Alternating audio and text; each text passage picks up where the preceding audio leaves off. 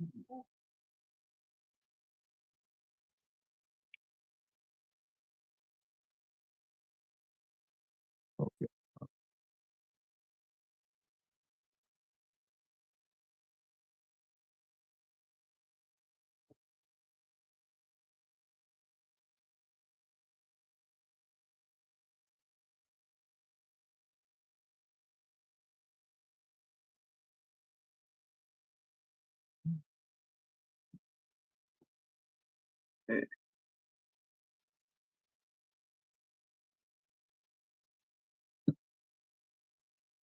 Good evening, ladies and gentlemen, colleagues, fellow Dominicans at home and abroad.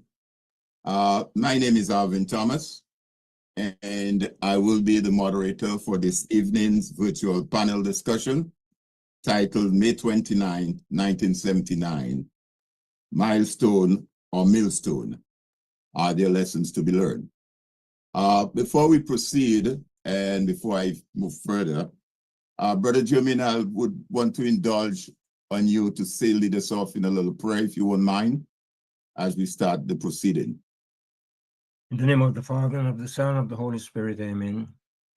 Heavenly Father, we call on you. We call on your Holy Spirit to guide us in this discussion, to enlighten our people of Dominica, to keep them away from repeating the things that happened 46 years ago, and making Dominica a safe and democratic place. Father, help us in this discussion as we pray together the Lord's Prayer. Our Father, who art in heaven, hallowed be thy name. Thy kingdom come, thy will be done on earth as it is in heaven.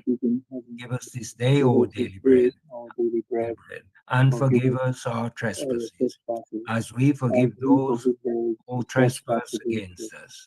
And lead us not into temptation, but deliver us from evil. For thine is the power, the glory, forever and ever. Amen. Amen. Thank you, Brother Jermaine. You're welcome. Thank you, Brother Jermaine. Again, let me just say a pleasant good evening to everyone here this evening, and to the many persons who will be listening to this panel discussion live on the various social media platforms.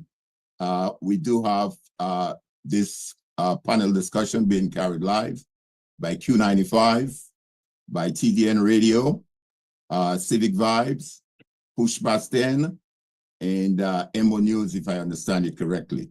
So we'd like to extend our thanks to all of these various media platforms for carrying live this panel discussion. Today, as we mark the 46th anniversary of that pivotal and painful moment in our nation's history, we gather to reflect not merely on what happened, but on what we have become and what we must still strive to be. On May 29, 1979, thousands of Dominicans from all walks of life stood up against what many described as authoritarianism, injustice, and the erosion of civil liberties. It was a day etched in our national consciousness. For some, it is remembered as a milestone of civic courage. For others, a lingering millstone that reminds us of unresolved tensions in governance, accountability, and citizen participation.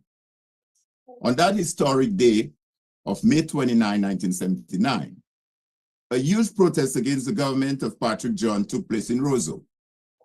It turned deadly as members of the Defense Force fired into the crowd. When the smoke cleared, 1 man was dead and 9 injured. We will hear from some of the persons who lived that event of that day over 4 decades ago. It was a day that changed the political landscape in Dominica forever.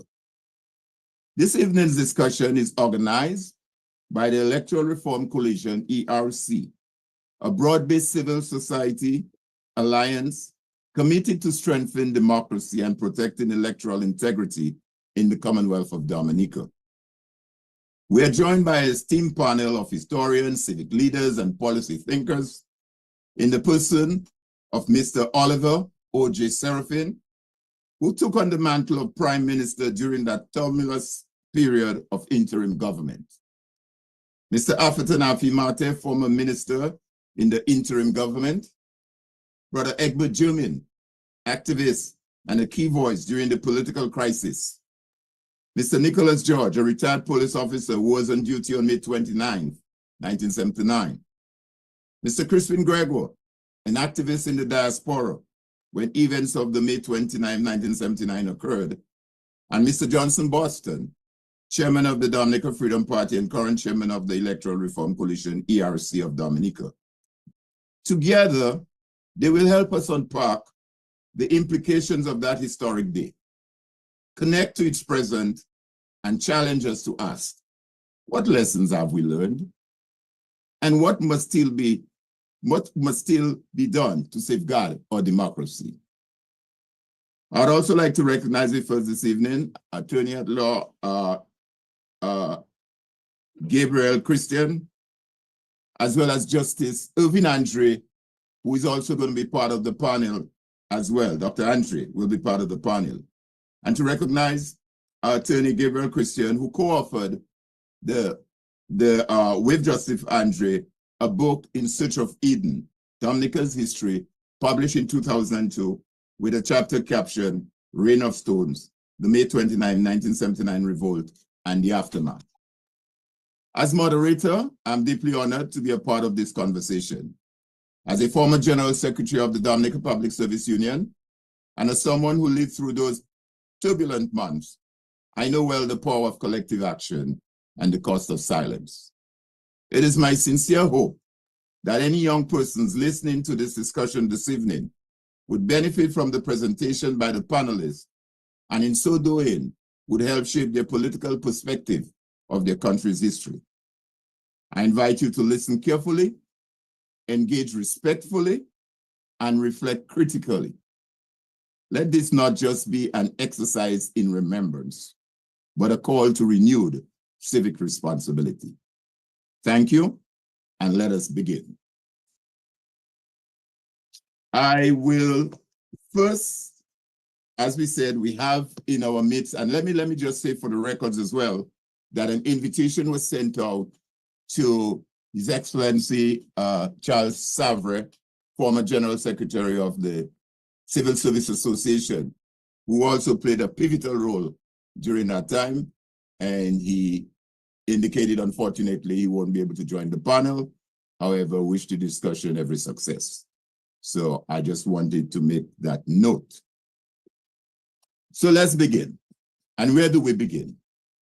In our midst, as I said, we have with us someone who took on the mantle of leadership during that tumultuous period that I just outlined in my opening remarks. There are various perspectives of May 29th. There are various views. Persons have their own perspective about it. But there was this one person, Oliver O.J. Serafin, that had to take on the mantle of leadership as interim, as prime minister at the time. Since, as we know, there was this Committee for National Salvation Fund, which had no constitutional power. So, notwithstanding all the good intent that there were at the time, in the absence of constitutional power, nothing could be done.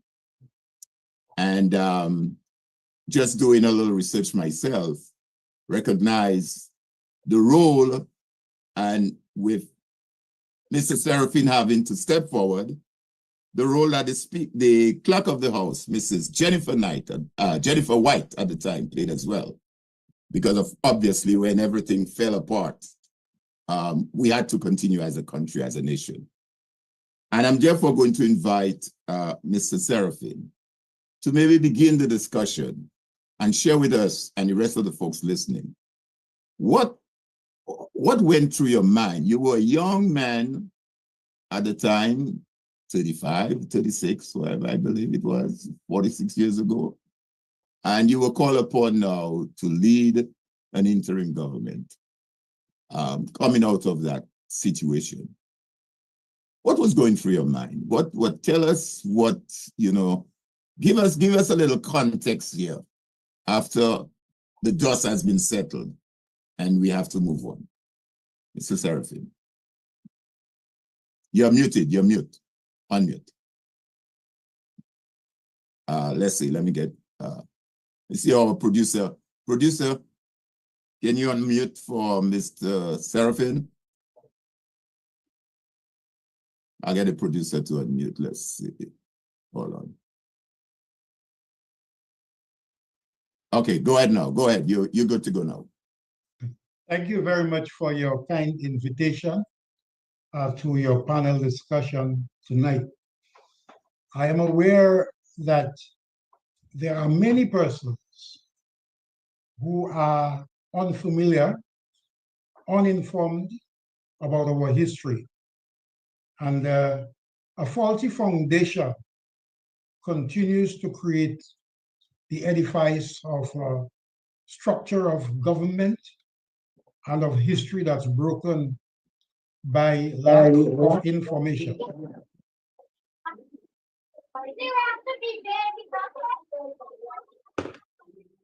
And so I felt it very much an obligation, despite the political conflicts that we are faced with, and the fact that so many people have difficulties in understanding that there is need for truth, that we need to get over the hurdles of misinformation and disinformation, and that we have to, as senior citizens of our country, give to the youth of Dominica a very clear, direct, and informed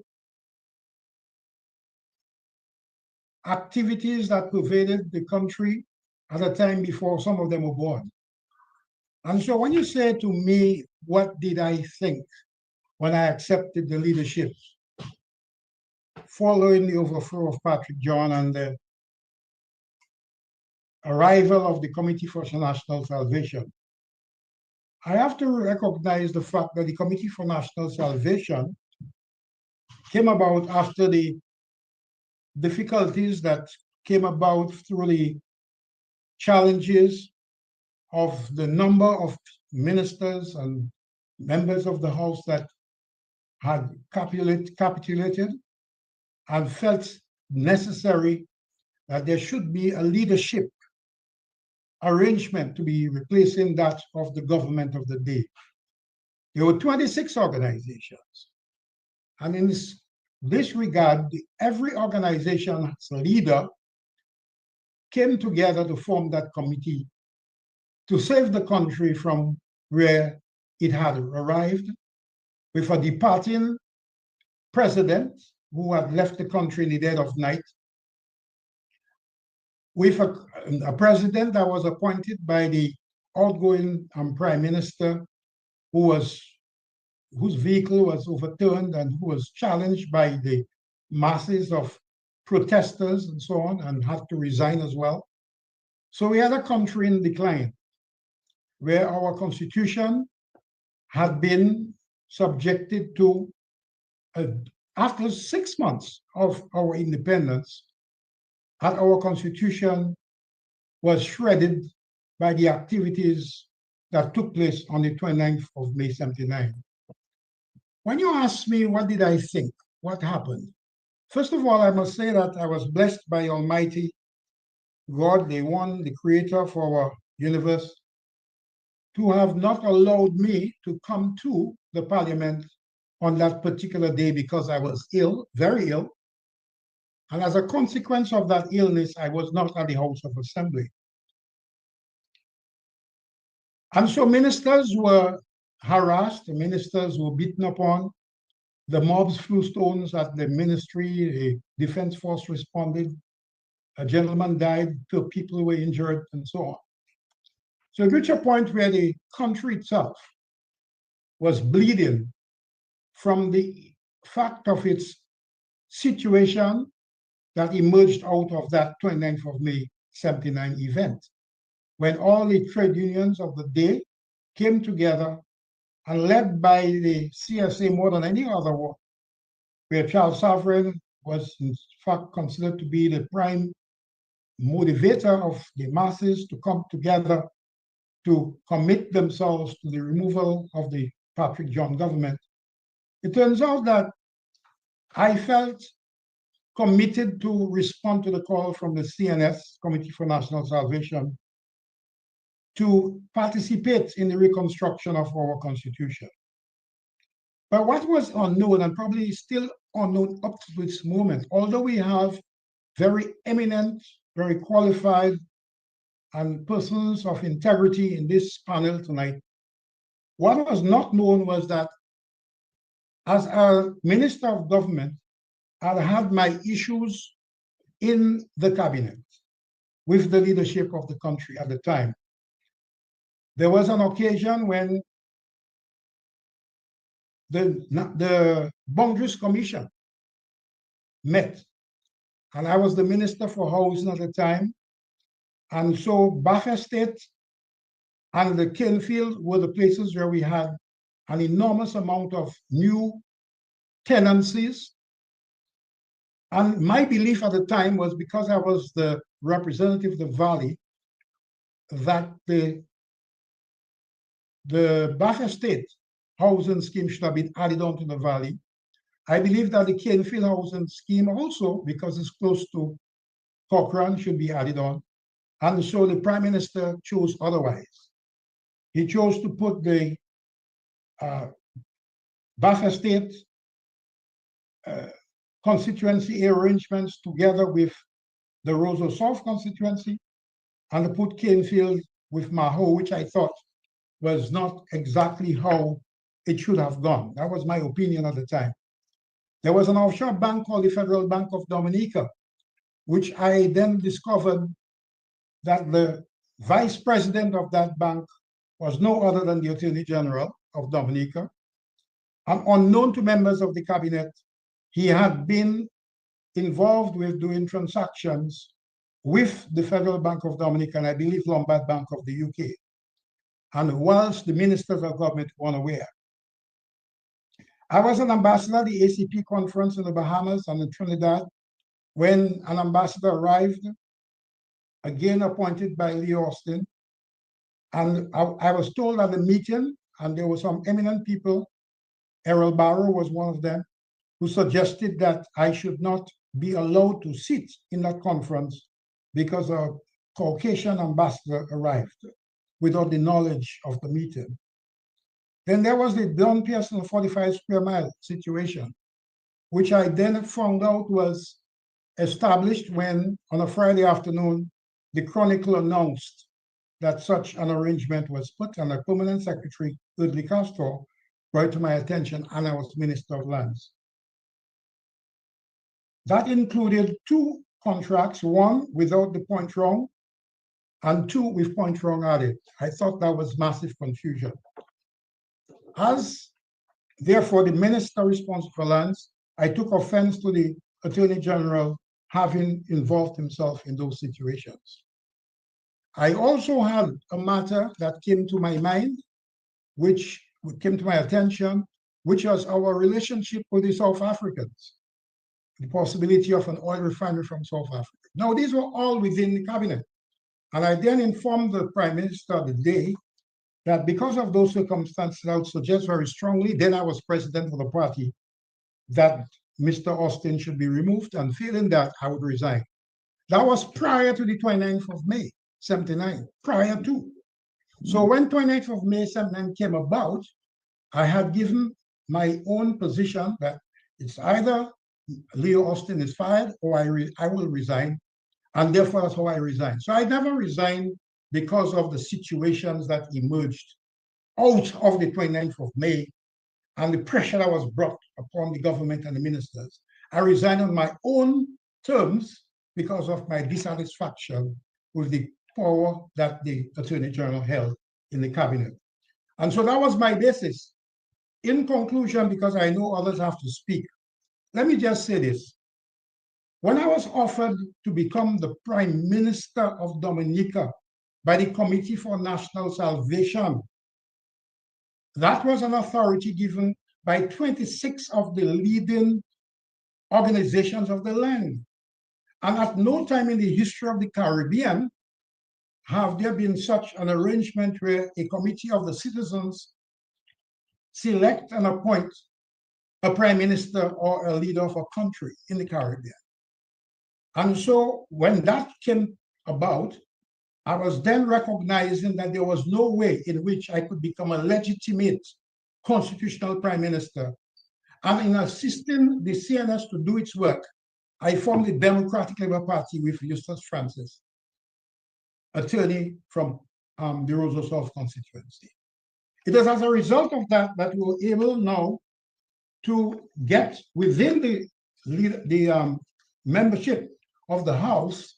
There were 7 members of the House who joined with me at the Democratic Labour Party to give me their support.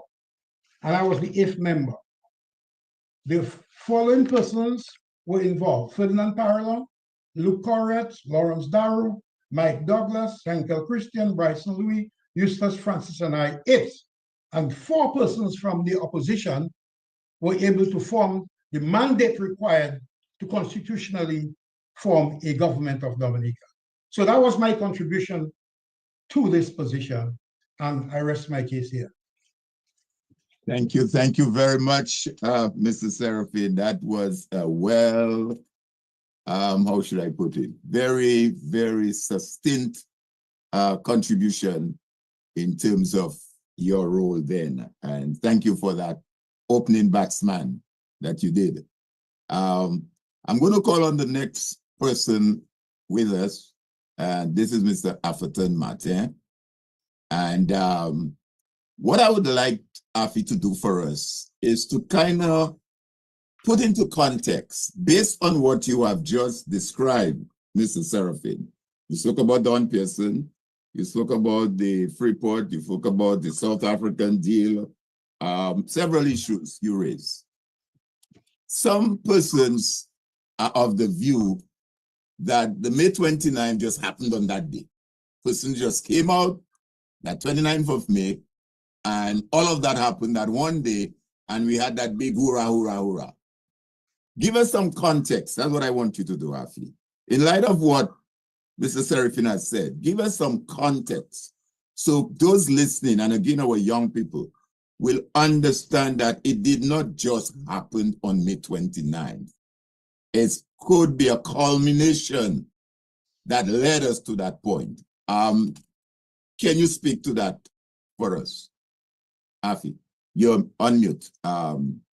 You're muted. Producer, can you unmute for Afi? Hold on a second, Afi. We're just trying to get you unmuted. Let's see. Normally I would, but someone else is doing the hosting. Let me see. Hold on, Afi. Don't go out yet. Producer, can you unmute Afi, please?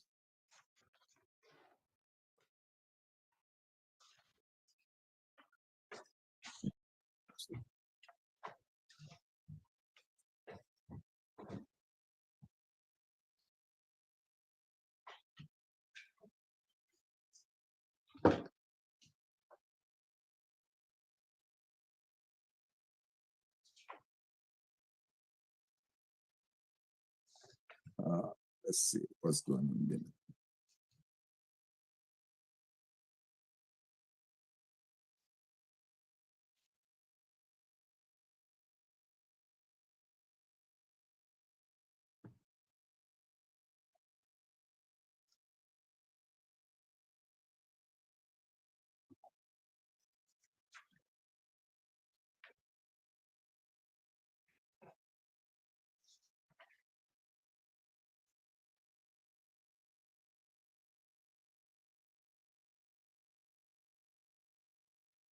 Afi, are you able to unmute from your end?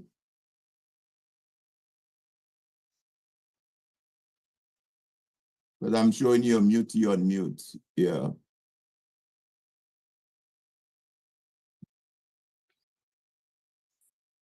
Are you able to unmute him?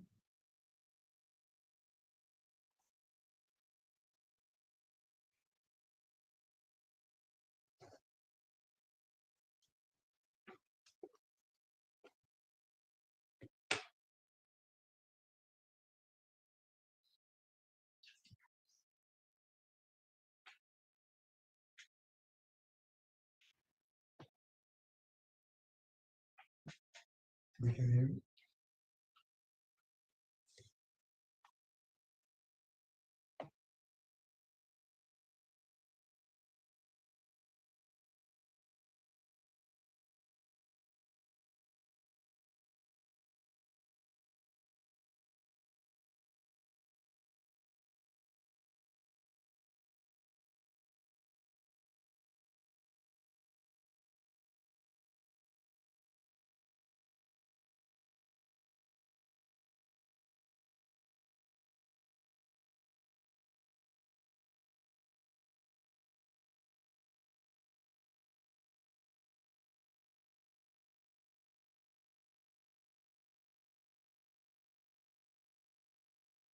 Unmute.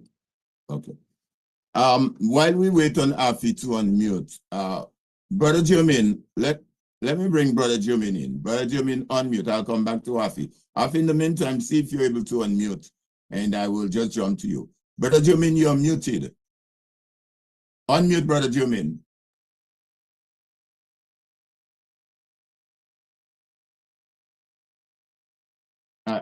Unmute.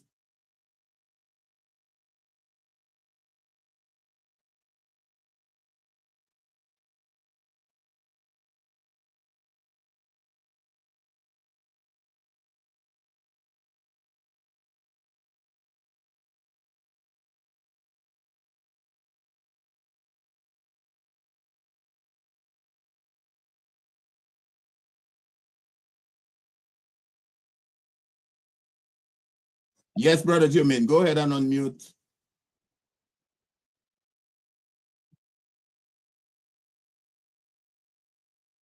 Hey, what's up?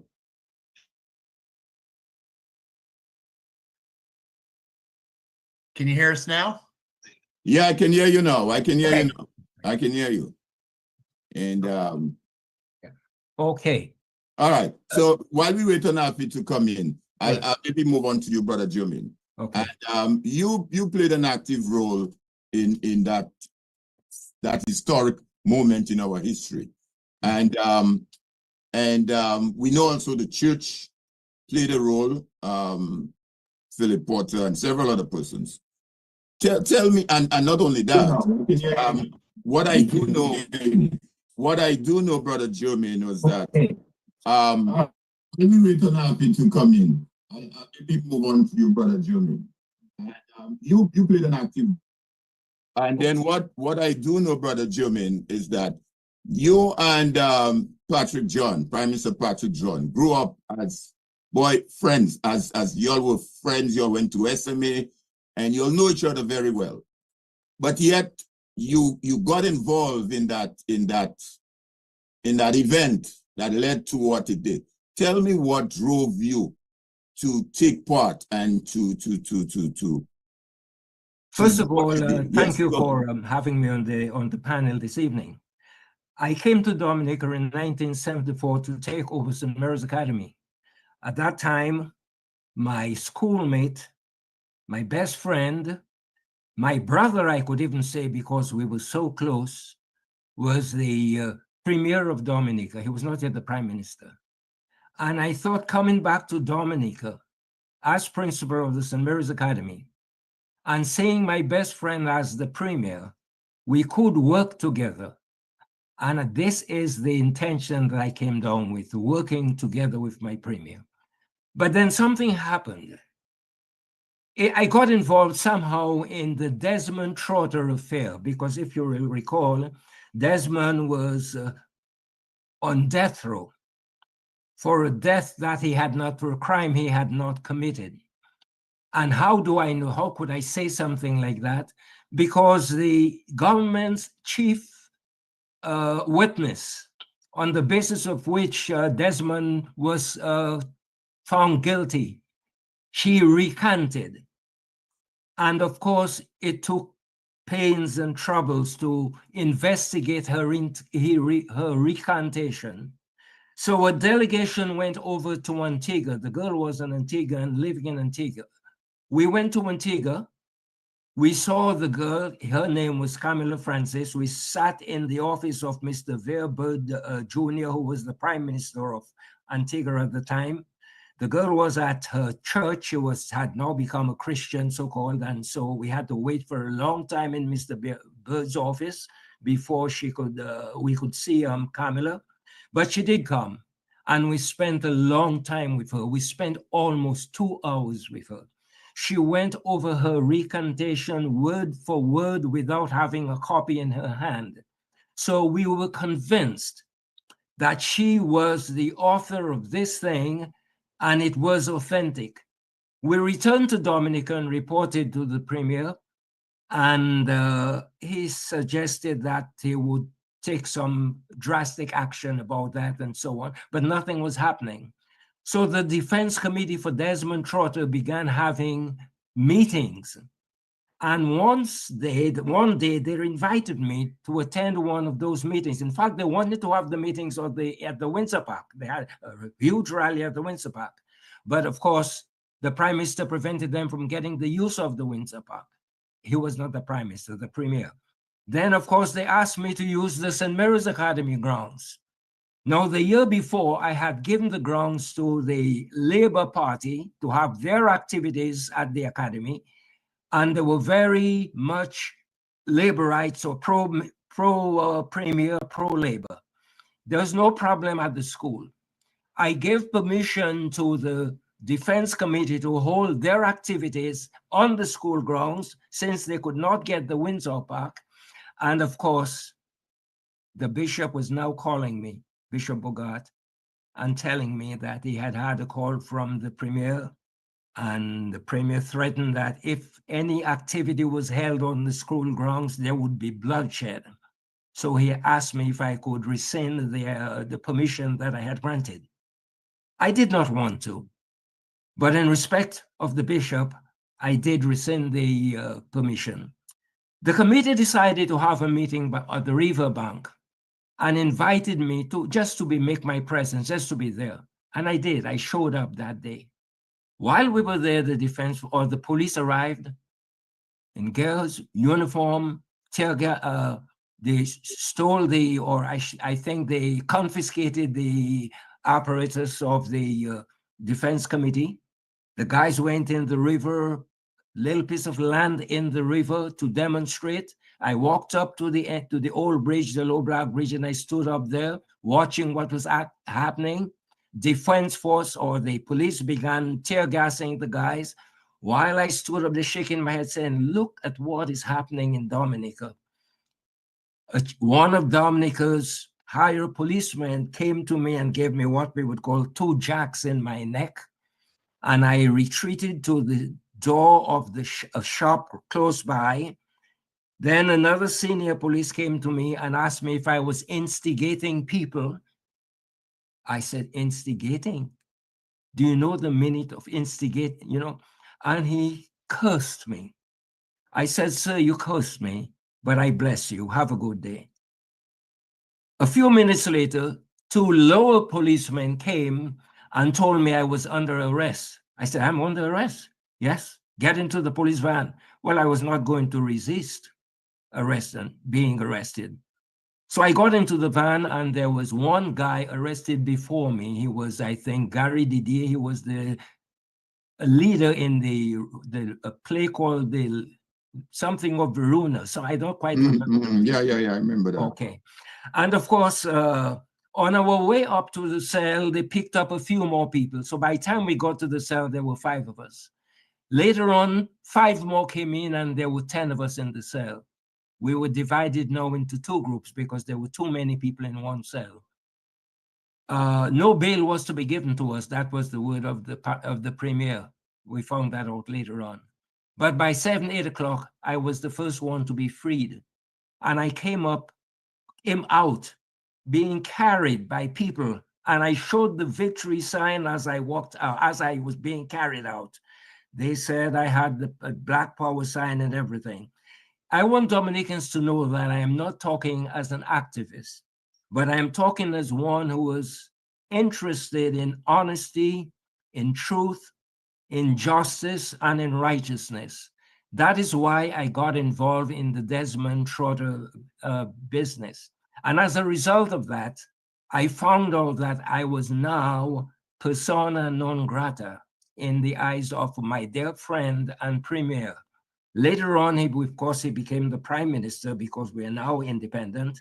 And of course, I always try to get my students to be involved, to be educated, to be part of what is going on in their country. And I was accused of being political at the school and teaching politics, which I never did, but I wanted my students to be involved. And so eventually came May 29th, when the entire island was to show themselves by the ministry to demonstrate. Later on, I will talk a little bit more about that, but that's how I got involved. I was not really an activist, but I was someone struggling for justice, for truth, for what was right, and for being a good patriot. Thank you. Thank you. Thank you, Brother Jermaine. Thank you for that. So as you heard it from Brother Jermaine, he was standing up for justice, for what is right, to do the right thing, and to instill in young people, which is part of the objective tonight. So young people understand what happened back in '79 and what, you know, what their engagement or their involvement today. Let's hear now from Dr. Irvin Andre, because he wrote, as I said, he wrote extensively on that. Dr. Andre is an author. Himself and Gabriel Christian have authored several books. And in one of the books that he authored, he wrote extensively on both himself and Gabriel Christian wrote on the question of the May 29th. As I said, the subheading is Rains of Stone, I think it's called. Dr. Andre, I'm going to ask you the same question. Give us some context, because we hear a lot of stuff. And as I said, some people feel, well, the May 29th, you hear, well, it's a Freedom Party orchestrated thing with child sovereignty union, and that is what it was about. And, you know, a party wanted power. But try and give us some context based on your writings and what you've been able to research over the years. Unmute. Unmute. You're muted. You're muted. Unmute. Unmute, Dr. Andre. You were unmuted a while ago. Yeah. Yes, okay. Let me thank you for inviting me to be part of this wonderful. Let me say welcome to my esteemed principal, Brother Jermaine. I taught at the St. Mary's Academy. In fact, he hired me on the first stint after I'd finished sixth form, and then after I had finished UWI in '81. So again, I have a lot of respect for this man. I bore witness to the type of activities he was engaged in and so on. But you are absolutely correct. May 29 was the culmination of a decade of activities. It was the logical culmination. Brother Jabin has just described what happened to him. But we have to go back even further into history to find out the genesis. Mr. John, as you know, became a member of parliament in 1970 after he was invited to contest that election after 3 defections from the ruling Labour Party led by Edward Oliver LeBlanc. There were the 3 horsemen, there was N.E.N. Ducre, there was Mabel Meyer James, and there was Will Strathmore Stevens. Suffice it to say that after LeBlanc again succeeded in winning that election, he was in the process of grooming someone to take over, R.O.P. Amor.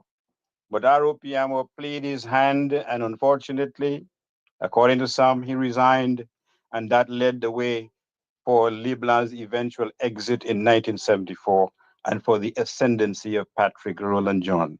But 1974 was also very seminal in Dominica's history. First of all, in '73, you may recall, if you're old enough to recall, there was this in one first of about 3 major strikes in Dominica. That first one arose out of the transfer of Daniel Coderon, otherwise known as Papa D, from the state-owned radio station because it was felt that he was being subversive. He had programs such as a jazz program, sort of a youth tempo program. People regarded it as being subversive in the sense they accused him of teaching children antisocial behavior and so on, and that led to a massive strike. But that strike itself occurred within a context of economic instability. There was the oil crisis. The price of oil increased by threefold during that time. there was the onset of the Black Power movement. Rosie Douglas had been incarcerated after Sir George Williams' activity in 1979. There was a ripple effect throughout the Caribbean, and the established leaders, those social democratic leaders, whether it's Edward Oliver LeBlanc, whether it's Robert Bradshaw, whether it's Joshua from St. Vincent, Eric Williams in Trinidad, they became very restless at what they perceived to be a threat to their power. In 1974, as a result of the influx or the influence of the Black Power movement, the instability, the unemployment, we had the dread phenomenon. Now, looking back at the dread phenomenon in 1974, we have the tendency to glorify it or to sanitize it. For example, we may say that, oh, the Dread Act was necessary because the Dreads were burning, they were looting people and so on.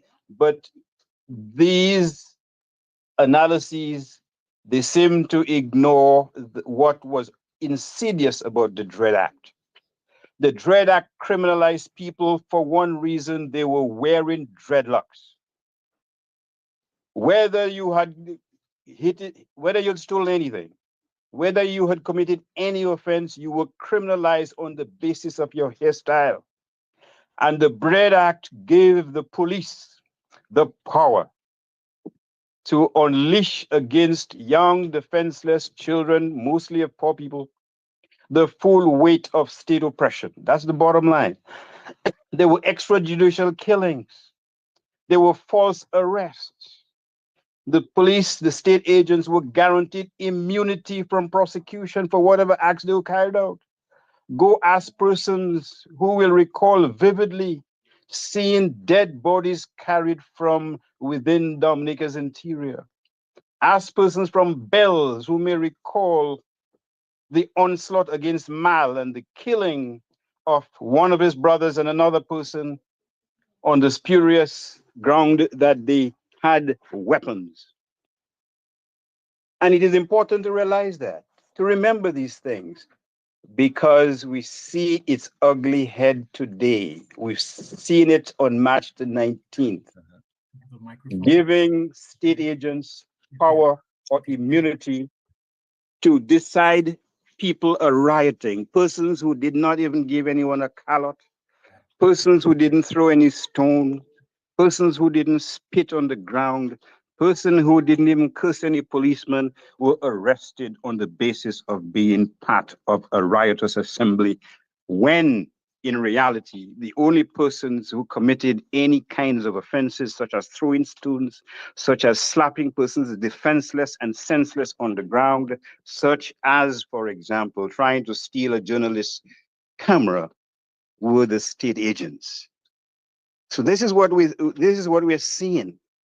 And look at what precipitated the immediate stimulant or stimulus for what happened on May 29th, the passage of legislation. We can sugarcoat it as much as we want. The fact of the matter is, the one piece of legislation aimed to curtail involvement, Industrial Union Act or Trade Union Relations Act, whatever it was, and the act, to censor persons who wrote articles in the newspapers, to silence them, to command on force the newspapers to give the identity. Please mute your mic. Mr. Francis, please mute your mic. Go ahead, Dr. Andre. You're muted, Dr. Andre. Go ahead. Unmute, Dr. Andre. Yeah. Okay. Yes. Go ahead now. Yeah.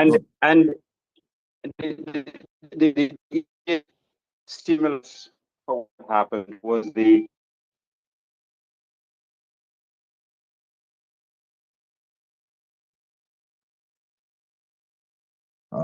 very moment of the new. Can you still hear me? I'm hearing you, but it's going in and out, in and out. You're going in and out. Not sure.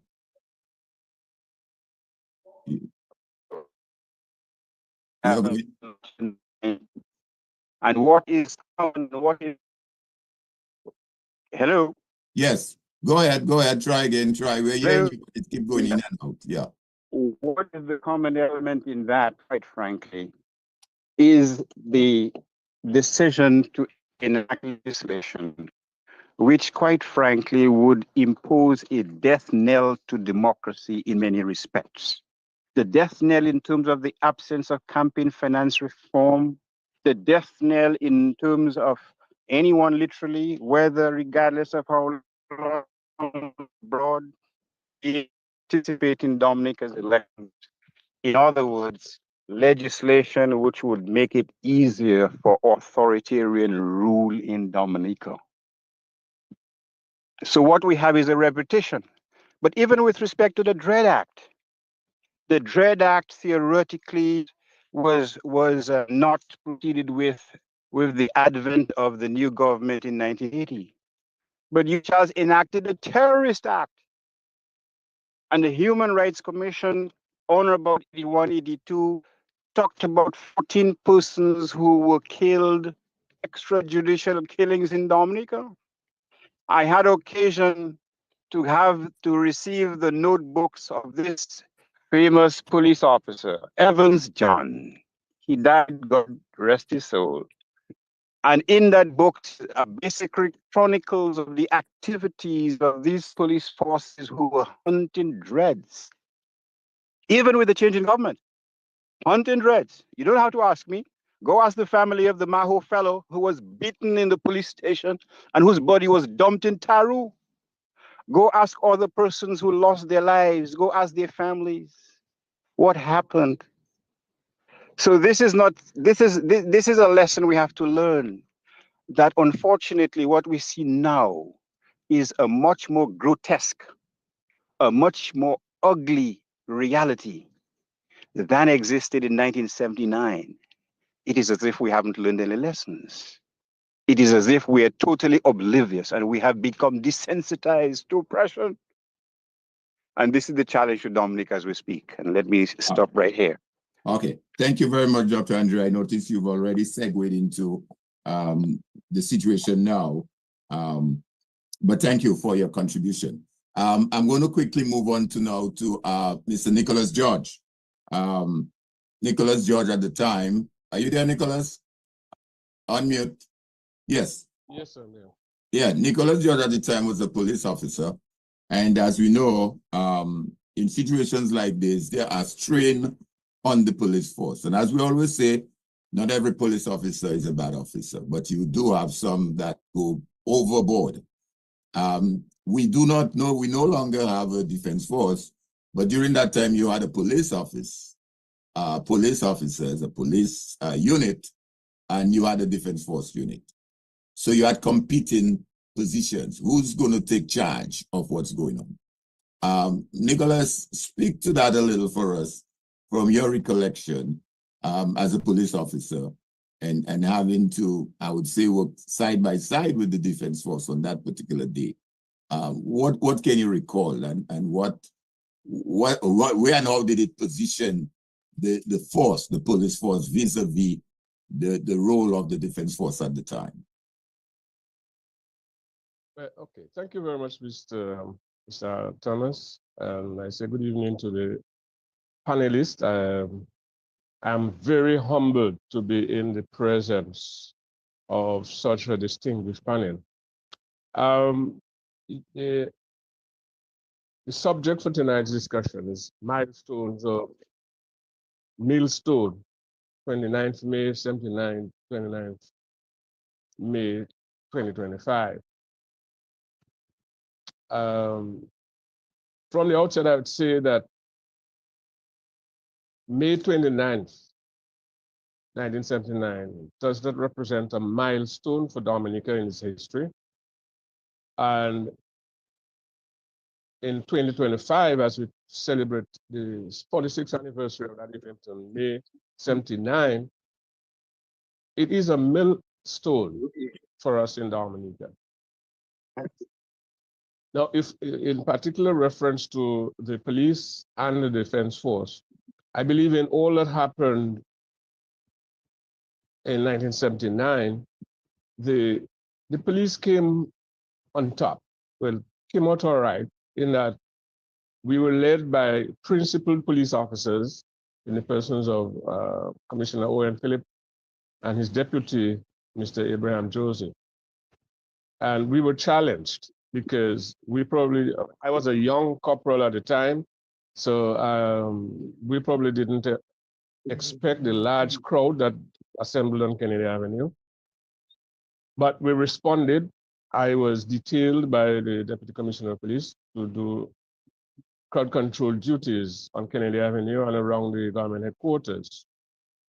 We were overwhelmed by the largeness of the crowd, and some of us tried our best to physically protect the government headquarters because Parliament was on the 4th floor. And the crowd wrestled the main gate at police headquarters from us. And so now that the gate is wide open, there was a prominent Dominican who stood up and said to the crowd, "We're not going upstairs." I was there when that gentleman said that. "We're not going upstairs." And they remained downstairs. So events could have been much different had the crowd gone upstairs to Parliament. That didn't happen.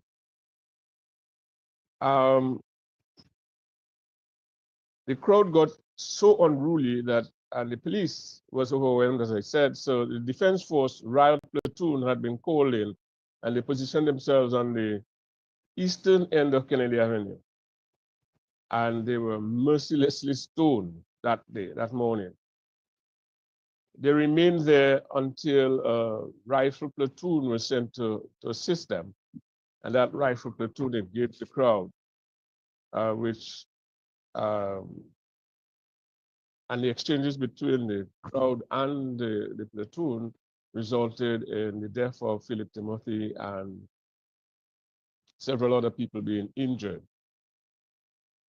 When things calmed down after that death, when things calmed down a bit, and particularly in the evening of the 29th, I observed something strange, that civil servants and the wider public turned out at police headquarters, where they came, first of all, saying that they didn't trust the Defense Force.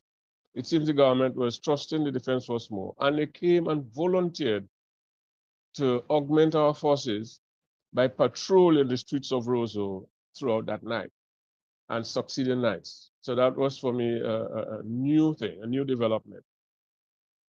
And then what followed was, I would say, the forced resignations of parliamentarians on the Labour Party side, particularly the ministers, which led to the Honorable Oliver J. Serafin being appointed Prime Minister. So as far as I'm concerned, moving on to now, 2025, and my experience from then to now, I think I agree with Dr. Andre that we are in a worse position now than we were then. And that is because we really did not enhance democracy from May 29. We did not. And I'm suggesting here that is because our democratic practices is predicated on faulty political system. And that is what existed in 1979, because the laws, the system perpetuated, it allowed for the elites to be glorified, and that we would look down on the downtrodden or the less fortunate. And that exists today. That exists today, and I'm closing by saying that we need to change the political system in 2025, the one that we inherited. It was given to us. It is suppressive. It is oppressive. It perpetuates hatred and divisiveness in the society, and we need to get rid of it. Fortunately for us, the preamble of the Constitution starts to give us the framework for getting such a system implemented in Dominica. But until such time that we change what we have, the political system that allows us to hate our neighbors, to divide our communities, not to bring cohesiveness in our communities. Until we get rid of that political system, we are going to have things like 1979 and the foolishness that is happening in our political system now in 2025. Thank you.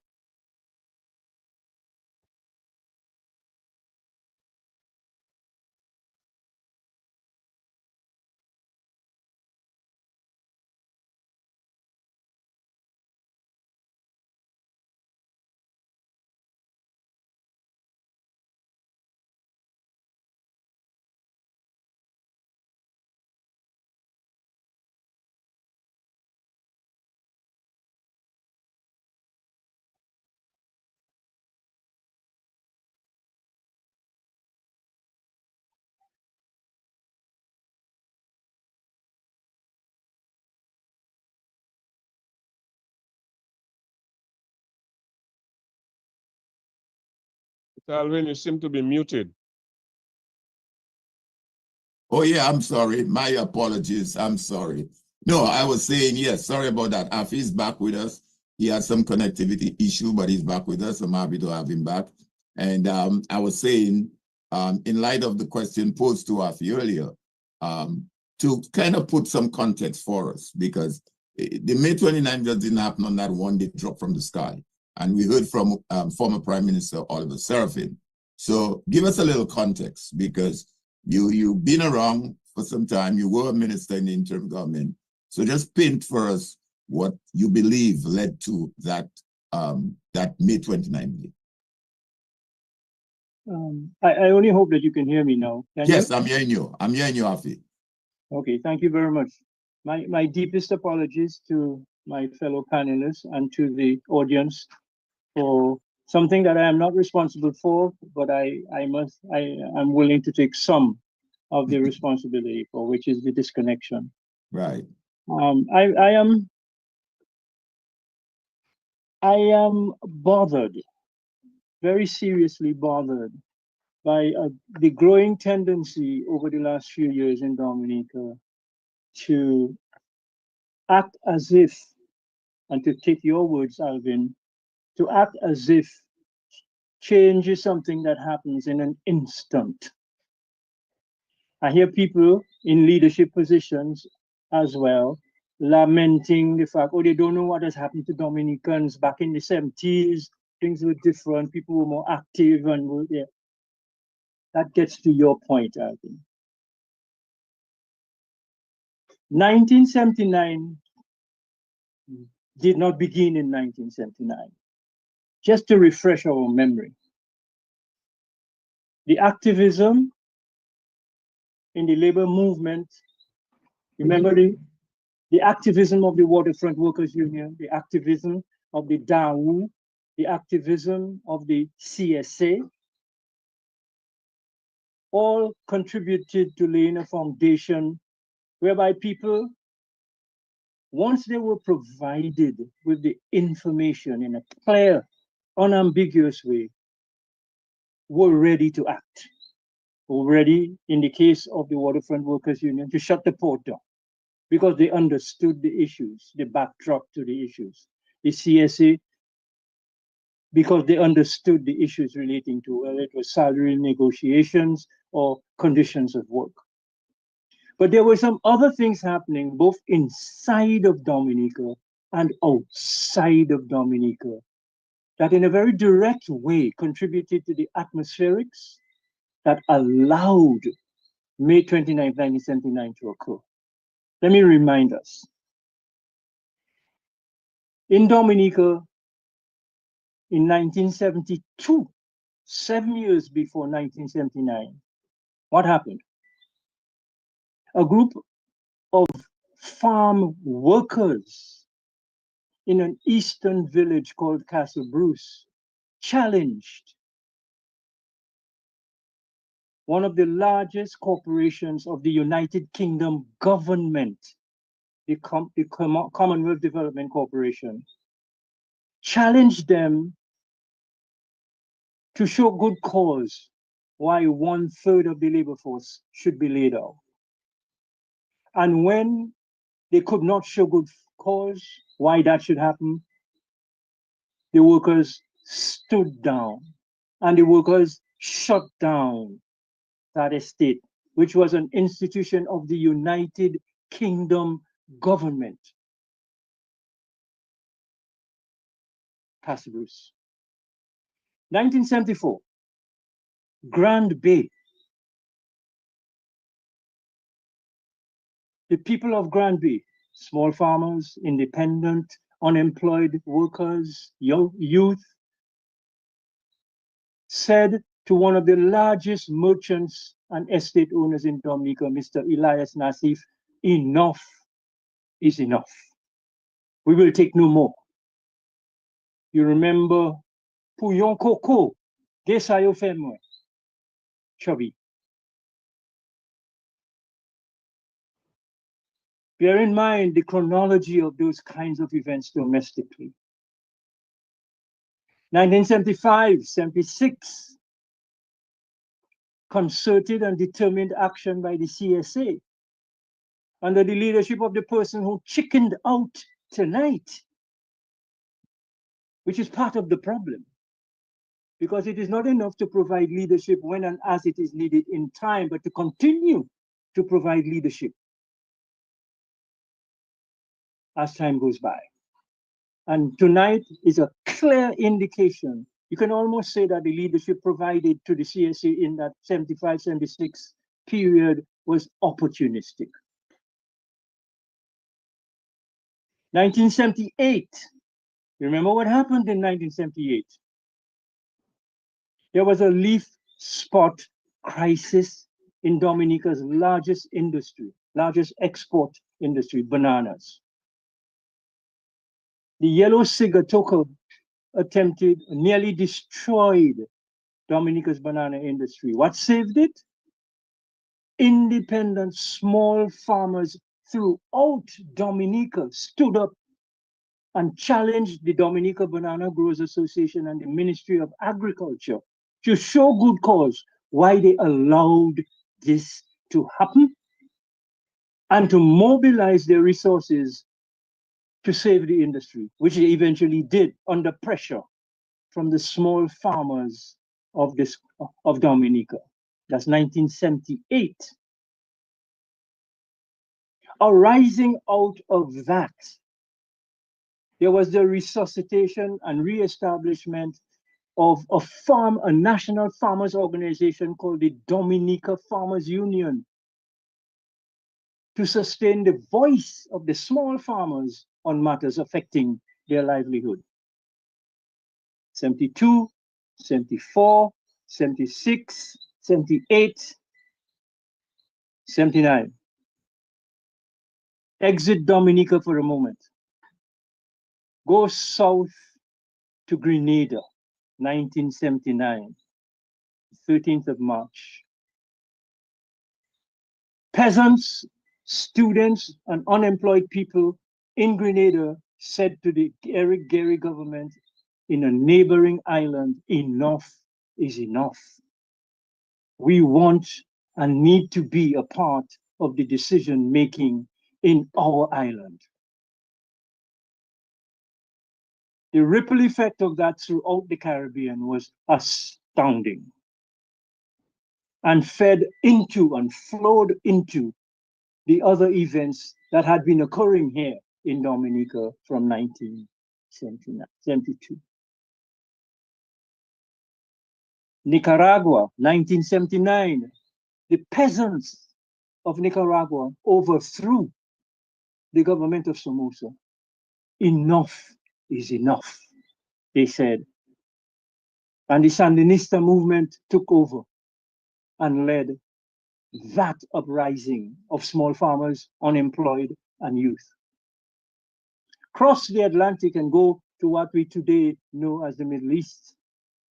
Iran, what happened in 1979? Now, we may be thinking that these things are so far away, all those things don't bother us. But we know today, listening to the ripple effect of Trump's tariff warfare, that everything, everywhere affects us anywhere. The United States government, the most powerful military government and force on the earth at that time, was challenged and kicked out of Iran by the people of Iran. Don't forget what was happening in Africa at that time. And all the liberation movements in Angola, in Mozambique, in South Africa, etc. And the effect and impact that that was having on our movements here. In Antigua, you had the Antigua Caribbean Liberation Movement led by the late Tim Hector. Thousands of Dominicans living in Antigua were a part of that exercise. And they went back and forth and back and forth. So I'm suggesting to us, let us disabuse ourselves once and for all that any social movement for change is a matter of an instant. It's a matter of a careful, painstaking, and painful building of a sense of purpose and a sense of focus among a growing and expanding number of people in any population. In this case, we're talking Dominica. That's one. So let us make sure that we don't fool the young generation into believing that, oh, all that's needed is the right leadership of a political party or the right leadership of a union. Oh, no. What's needed is daily organizing, daily educating, daily mobilizing, so that when the opportunity comes together in that perfect storm moment, you're not looking to organize and mobilize. You are basically announcing it is time. I say this because the lessons of our May 29, 1979 have not been learned. And one of the reasons it hasn't been learned is that our generation has failed to communicate the fullness, the intricacies, the efforts that went into creating a suitable substrate, suitable soil, in which the seeds of what became 1979, May 29, could germinate and eventually blossom into the fruit that it did. That's point one. Point two, the issue of democracy. We like to say, oh, democracy was threatened, control of the media, etc., etc. That's all true, but it's not all the truth. I believe the significant issue that we keep missing, and which is what drove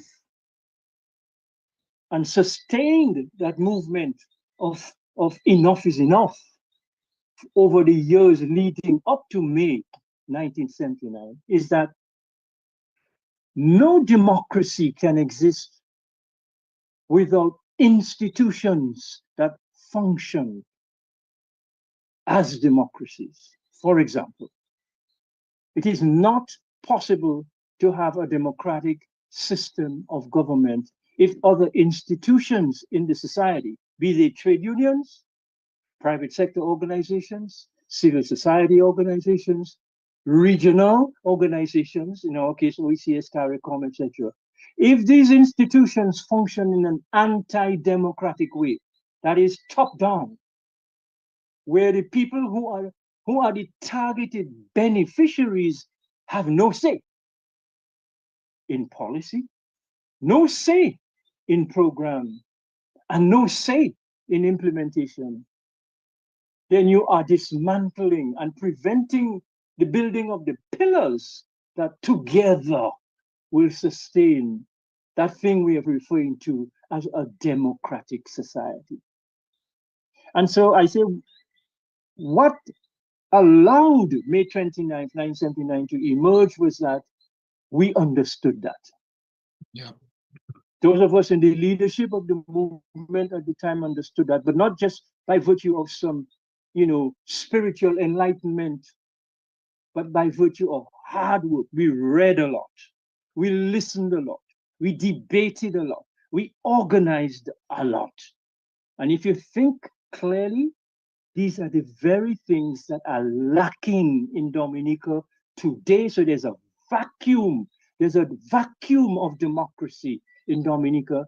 So there's no substrate, no foundation on which to build the democracy that we fought so hard in 1979 to give it a chance. Yeah. Let's not fool ourselves.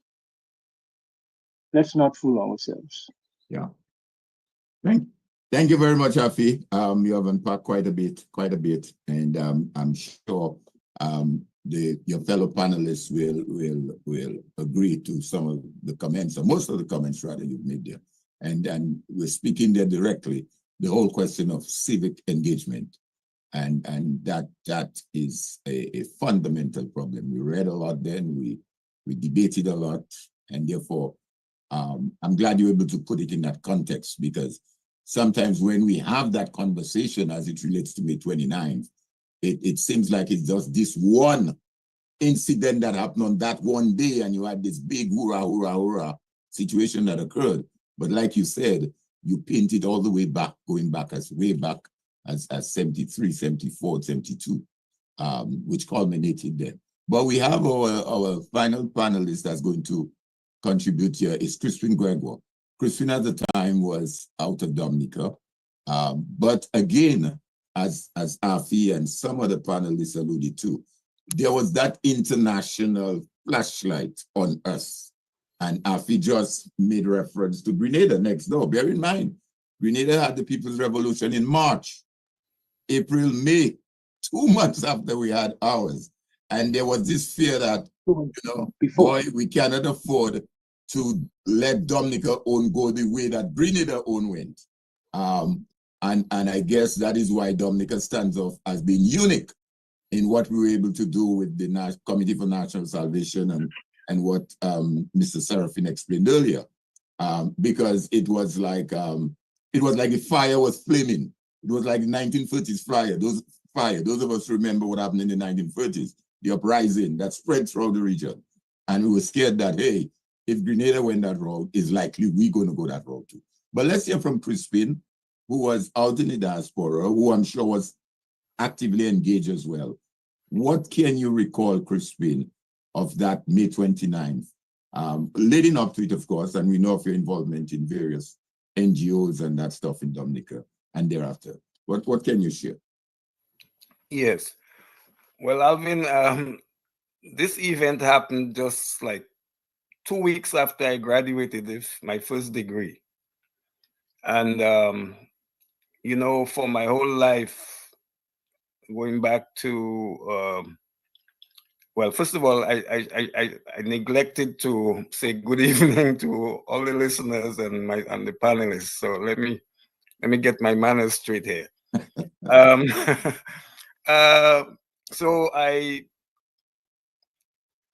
Brother Jermaine in his presentation mentioned Desmond Trotter, and that's an important variable for me because Trotter and I, we went to high school together.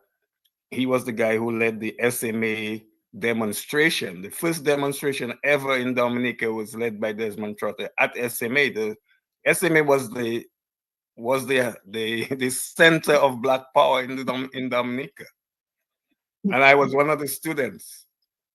And I'll tell you that shaped my whole life, that SMA experience. And I wasn't there when Brother Jermaine, Please mute anyone. Long gone. Please mute your But mic. it was a defense committee that we had for Desmond Trotter in New York that allowed for I think I told you, right? my involvement with what was happening in Dominica. So we had an organization in New York. And when May 29th occurred, what was most disturbing to us was that the defense force would fire on peaceful demonstrators. And that's a no-no. Dominica had just become independent the year before. And here we are facing this challenge. the possibility that our country could descend into civil war. So after that fateful day, we decided to have a protest in front of the United Nations building. There's a little park there called Dag Hammarskjöld Park by the steps in front of opposite the UN. So we had a demonstration there for Dominica and trying to get the UN interested in what was happening in our country. And then we also proceeded to write to the State Department. And these are, in those days, you don't have email or whatever, you know, you have to send a letter and hope it gets there. And we did that. And they agreed to meet us for a delegation to come to Washington to speak. I was 21 at the time. And we went to Washington, myself and another colleague who's also from Granby. He's the professor of international law today, Dr. Max Hille. We were received at the State Department, and I remember as the Office for the Caribbean, and the man who headed it at the time, his name was Mr. Griffiths. And Mr. Griffiths was very loud. And he said, look, you know, we see the interim government that's being proposed for Dominica. We will support it on one condition, that Rosie Douglas would not be in that government. And we said, why? And he repeated that the Americans saw Douglas as a threat to democracy. And he was too closely aligned with the Cubans. And maybe Dominica could follow Grenada. And they were not going to have any of that. And at that time, one has to understand, and as Afi has given that larger context, one of the things he didn't mention, it was the Cold War was going on.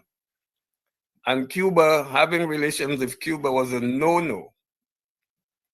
Grenada had happened, and Grenada had relations with Cuba, but they were not going to let Dominica follow to have a revolution like Grenada had. So we calmed their fears and said, look, you know, we hope that there would be a reasonable solution in Dominica and it wouldn't descend into a change of government by force of arms. That was the concern of the United States at the time.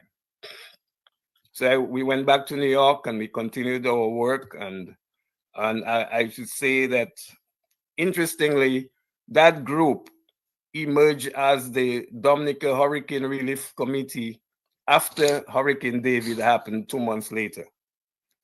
And again, there I was very, very much involved in that, but that's a different story. But I just want to make the link how our presence in New York was. At that time, you didn't have that many Dominicans in New York. Remember, that's 1979. Hurricane David hadn't happened yet. It's really after Hurricane David, the influx of people who left Dominica, the numbers in New York, New Jersey, Connecticut increased substantially after the hurricane. But up to that point, very small numbers of Dominicans in New York. And don't talk about Washington and Maryland and Atlanta. They didn't have Dominicans then. So we were also connecting with the Dominicans in England, the Dominicans in Canada, Dominicans in Guadeloupe. And so the interest for Dominica was strong among those of us who resided in New York. And one of the things I should say about that group in New York, it was a multi-party group. There were people from all the parties. I don't know how we worked together so harmoniously. There are people from the Freedom Party who supported the Freedom Party, those who support Labor, those who support the Dominica Liberation Movement Alliance, of which I was part of that group. And then other folks who had no political affiliation, but just love of country. And so it was a strong group in New York. And yeah. So Alvin, that in a nutshell was how I got involved, and I have remained involved for the rest of my life. That one event shaped my life, I'll tell you that. Thank you very much. Thank you very much, Crispin. And I too can subscribe to the SMA. The SMA, as you recall, during those 70s, Yeah, as a matter of fact, that is what propelled Brother Jermaine to come back and take charge of the school, was during our time, persons like yourself, myself, when we had that revolt at the school. And as Afi said earlier, we read a lot, we debated a lot. And at the time, as young men, I mean, we were nowhere close to graduation yet, you know, having come into SMA at 10 years, 11 years. And we decided, I believe I was in fourth form at the time, and we decided we've had enough for the brothers, and we're not going to take any more. And come high or hell water, we're going to walk out. And I know some of my folks who are in class with me, their parents come, you know, pull them by the collar. I mean, I wasn't thinking twice of, you know, my mother coming and saying, but what are you doing? Yeah, I might be in school for you, and you're talking about revolting against the church. I mean, what are you thinking of? But that was the level at which we were at the time, and we said, hell no, we're not going to have it anymore. And the rest is history. And that changed the entire trajectory of SMA. And Brother Jermaine came in back, and then the rest is history. So after before Brother Jermaine, Father Felix. Father Felix, that's right. Cardinal Felix, and then Brother Jermaine, that's true. But we were the one who set that pace, you know. But Mr. Serafin, are you still with us? I want to come back to you for a little while before we start going into making some parallels. Okay, great. So, yeah, we've heard from all the panelists, and there's a lot to unpack, and you're free to comment on anything that the other panelists may have said that you want to, you know, expand on or clarify. Feel free to do that. But Mr. Serafin, here you are, Prime Minister, and as Crispin just said a while ago, you had in there Freedomites, Labourite, Allianceites, all kinds of ideology in your cabinet.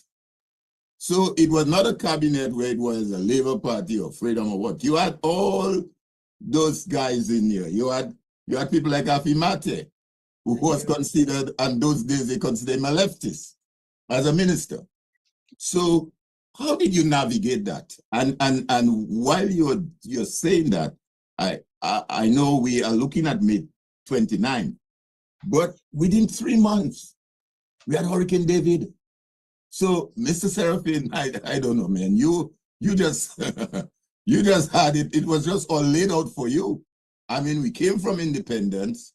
We didn't even spend a good 6 months after independence. You had May 29. Then you had all these guys in there of all different ideology and trying to put things together. And then Hurricane came on you again. Tell us how, from a leadership standpoint, you were able to navigate all of that. And then we will jump into looking at what are things now and make some parallels, because I already said that we have not really learned any lessons. So go ahead. A very interesting question, I must say. Very, very interesting. You didn't see that one? First of all, something that the persons, the sages of our land who communicate to the publics that are available to them, fail to recognize that that was the first coalition government.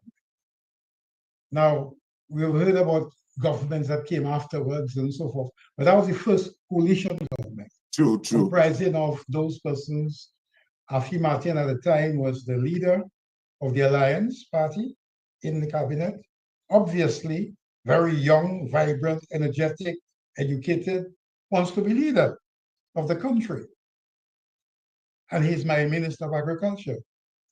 You have Mike Douglas, who also had ambitions. He had issues and situations where Patrick John felt that he had been cruelly dismantling the leadership of Patrick John as being one that he wants to replace, and Patrick John fired him. So he was also there in that cabinet. Then you had Brian and Charles Maynard, who were the most eminent members of the Freedom Party government. Eugenia was not in, but very well supported by those two people. And so it became a situation where each of those persons mentioned, and one or two others, Charles Sovereign was there at the back there as the chairman of the food desk, and his job was to ensure that the food is not one that I can use for political purpose.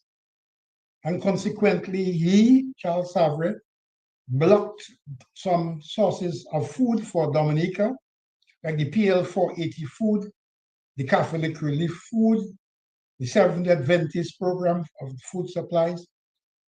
By being able to block the food supplies to come in, that was a way in which it appears that I would not have had an advantage in the political process.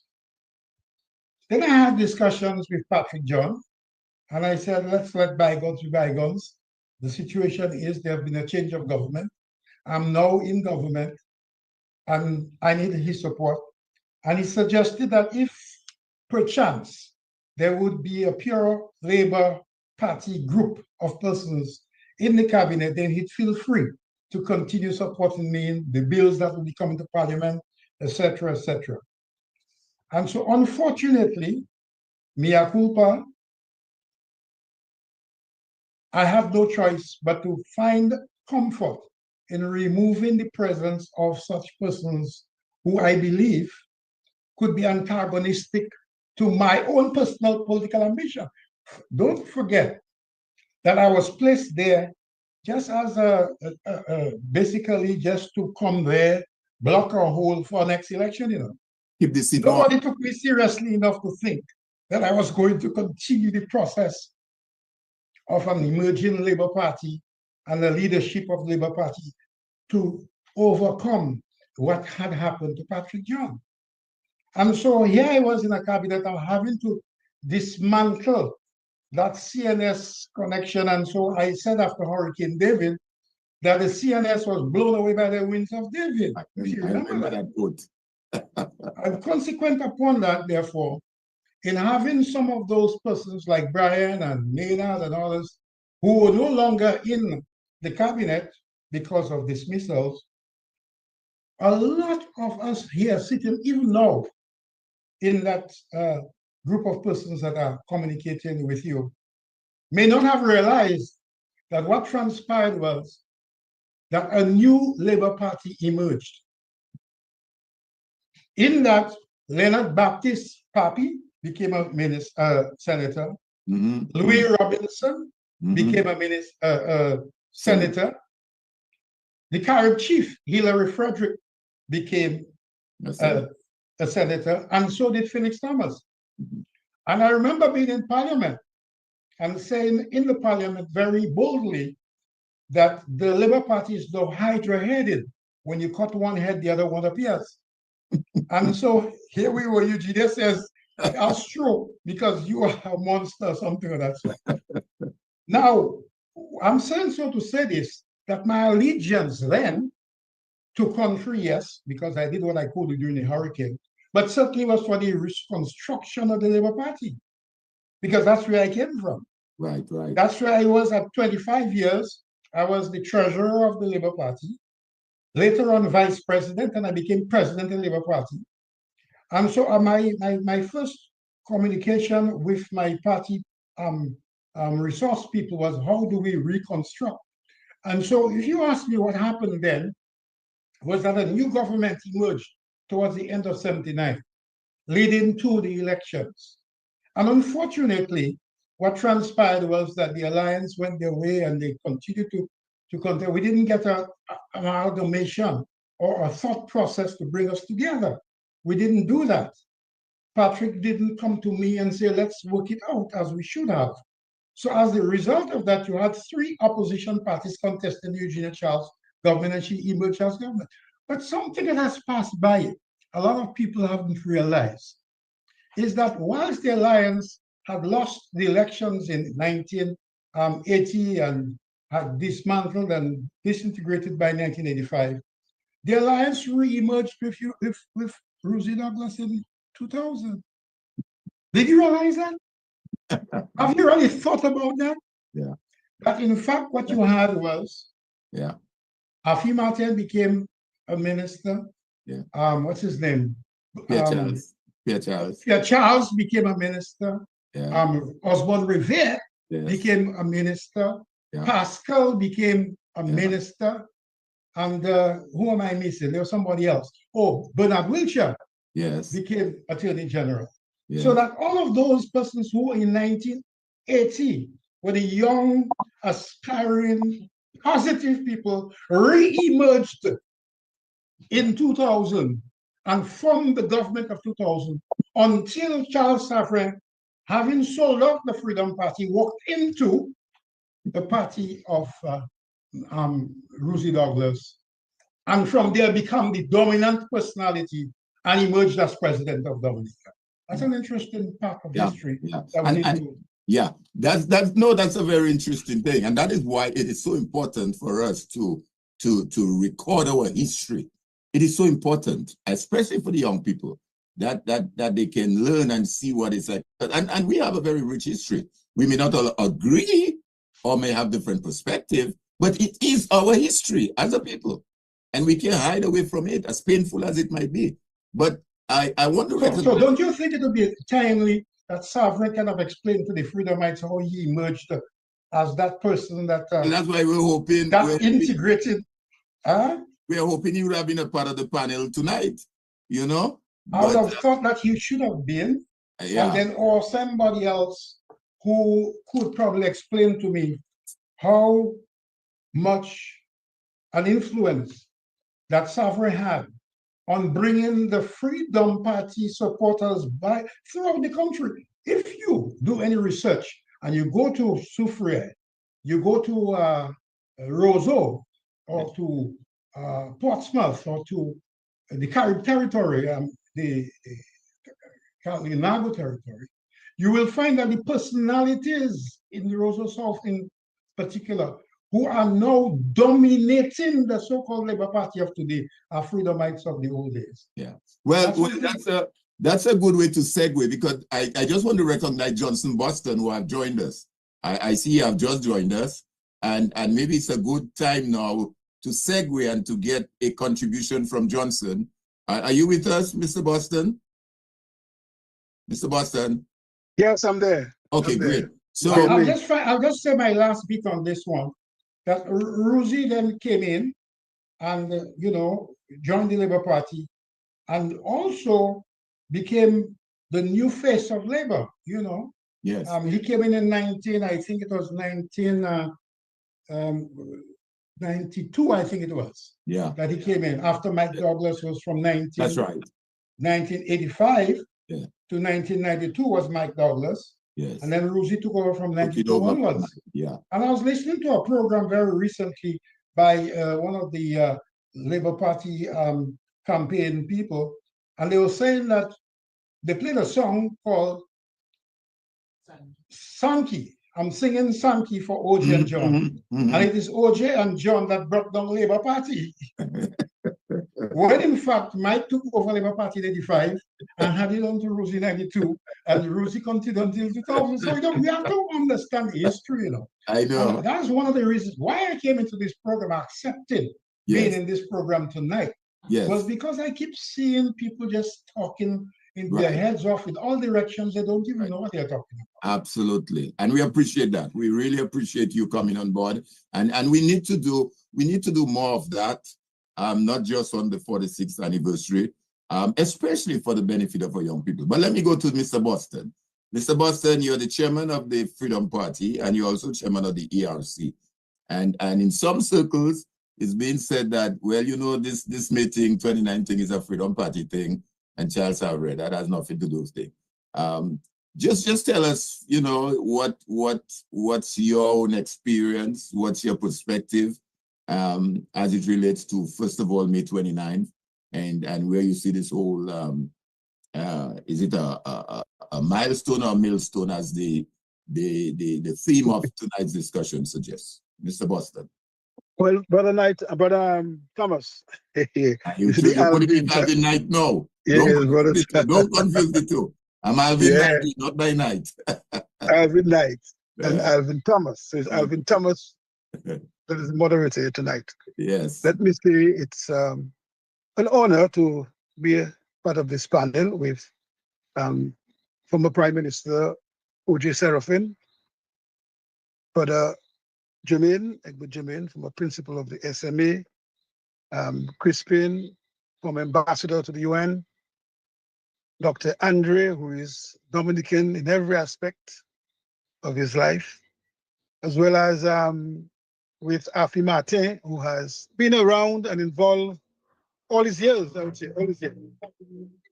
And of course, I'm missing somebody. Am I missing somebody? No, I think you pretty got it, Crispin. Yeah, Nicholas Yeah. George. Nicholas George. Yes, Nicholas George, that's right. Who served very well as an officer, a police officer.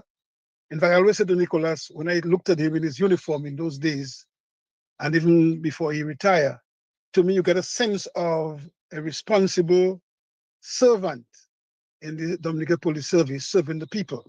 And he took his job very seriously. And you, Brother Thomas, Alvin Thomas, who served as a public officer and General Secretary of the CSC, well, it was called in those days.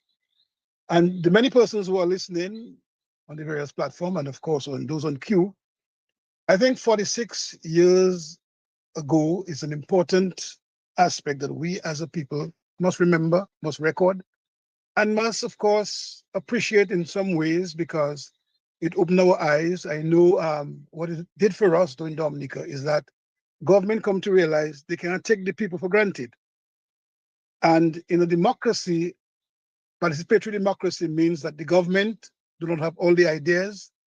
And not because you're a minister or you're a prime minister or a senator, you're brighter than anybody else in the country. It happens to be that you are the member of parliament or you're a minister or senator, doesn't tell you that you have all the ideas that nobody else have. And that is why it is always important to listen to the people, because the people who elect you, you are their servant and they are your master, so to speak. So if you look at from PJ's days and what happened with PJ and his removal of government and the OJ coming in with his government, followed by Miss Charles and her government, and then Edison James and his government, Rosie Douglas and his government, Pierre Charles and his government. It tells you that people recognize that government should not feel that they should do as they please, how they want, and have no regard for the people, and so on. So that was an opportunity to take stock of our democracy and to respect ourselves as a people, that together we can build, and we have to build a nation for ourselves together. And therefore, we have to create prosperity, we have to create opportunities for people. And in 79, I was a boy. I was in my teens, but I followed this thing very closely. And even on radio today, I said when Mike Douglas said at the Goodwill Parish Hall, the step of the Goodwill of the church there, when he said that Patrick John is saying that it's the people of Roseau, the bourgeois of Roseau, who want his government to fall and trying to forward his government. And Mike said, I want you to come next time when we're meeting here with your placards and your banners depicting the community you come from, so it will show the world that the whole of Dominica want the Labour Party to go. And when they go, we must not even allow them to fall on our beaches so they can grow again. So we must throw them far away and so forth. So I say this to say that it was not a Freedom Party per se activity. It was the people of Dominica, and 79 did not just happen on the 29th of May. It's a culmination of many, many issues that, people were gathering and people were losing confidence in the government on. And I mentioned that it started with DBS, with the Papa D issue, which was Daniel Cholera, is the name there.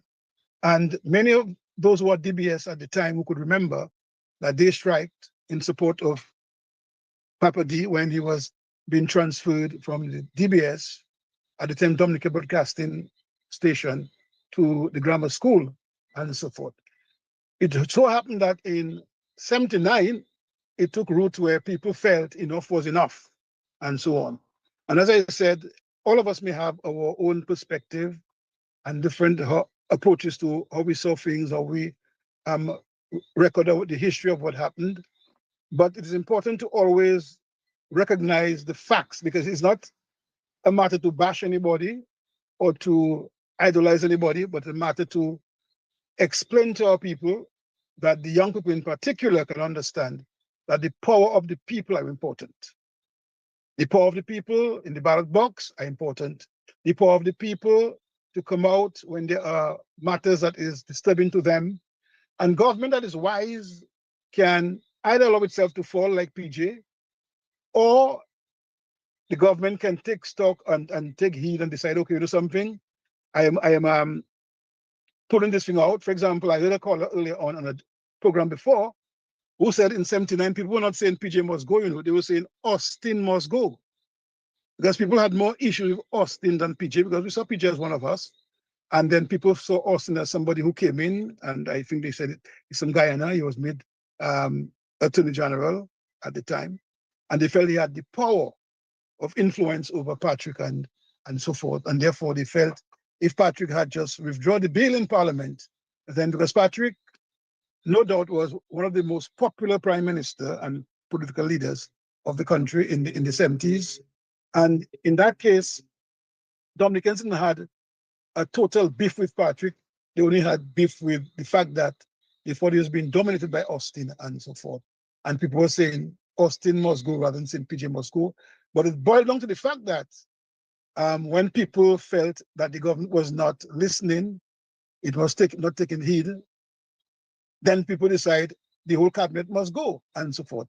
And luckily, I remember there was a history given by, I don't know if it's PJ what said, that Oliver Serafin conveniently said he was sick because he was being spoken to before, and he conveniently said that he was sick and didn't show up for Parliament that day. Now I came up outside of Parliament as a young man for Parliament, and I saw the police. The police were there and they were cooperating and they were guiding people, and people were there. I mean, some persons who came in there and may have their own personal gripes, but they came in as part of the supporting the demonstration. And then is when the defense force came out, then the fireworks started there. And people started to run for their life, and then stones started, being pelted around the place and so forth. But it was a good experience in the sense that it taught us a lesson that as a people, when we elect a government, the government is not there by a coup.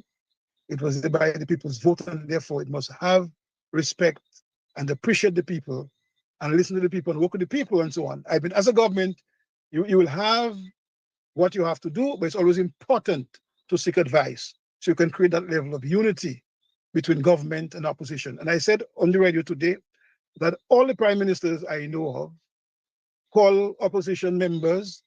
I remember PJ called Charles Savrin as General Secretary of the CSA to meetings. They were part of the negotiating team with the government.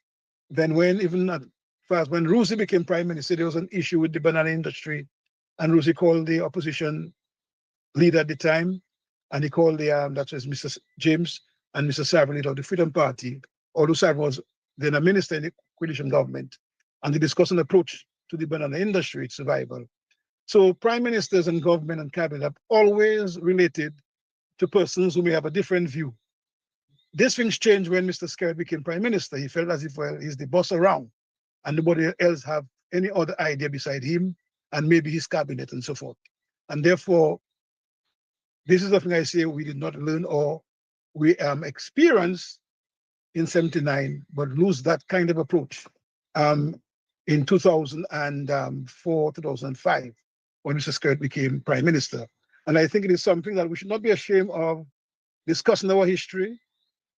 We should not be ashamed of educating ourselves and our people about our past as a people, because that's how you build sound nation. That's how you build people who are united, who are forceful. And mark you, in those days, in the 70s, you had a number of organizations in Dominica, from the National Youth Council, women group, namely the political parties, the farmers group, the farmers union, and all of those things, plus the unions, the civil service, the waterfront, and all of these unions. And people were very active. They never really did not play their part. Compared to what we're seeing today, people feel it's only a handful of us that must talk. In those days, government had all this, and most of those persons who were in all of those groups never really supported a party in government or such. They speak their mind, they make recommendations, they make suggestions, but they were forceful. We have lost that over the last couple of years, and I think that is something we need to reestablish in the country. All right. Thank you very much, Mr. Boston. Thank you very much. Pleasure, yes. Yeah, thank you very much. So folks, let me just recognize, as we said, Civic Vibes is carrying this live on their platform, tdnradio.net, Q95, Push Past 10, MO News, DNO. These are the various platforms on which this discussion is being carried live, and we want, on behalf of the ERC, to say thank you. Afi, I recognize you. Afi, you want to come in? Unmute. Unmute. You're muted. You're still on mute. Try to unmute.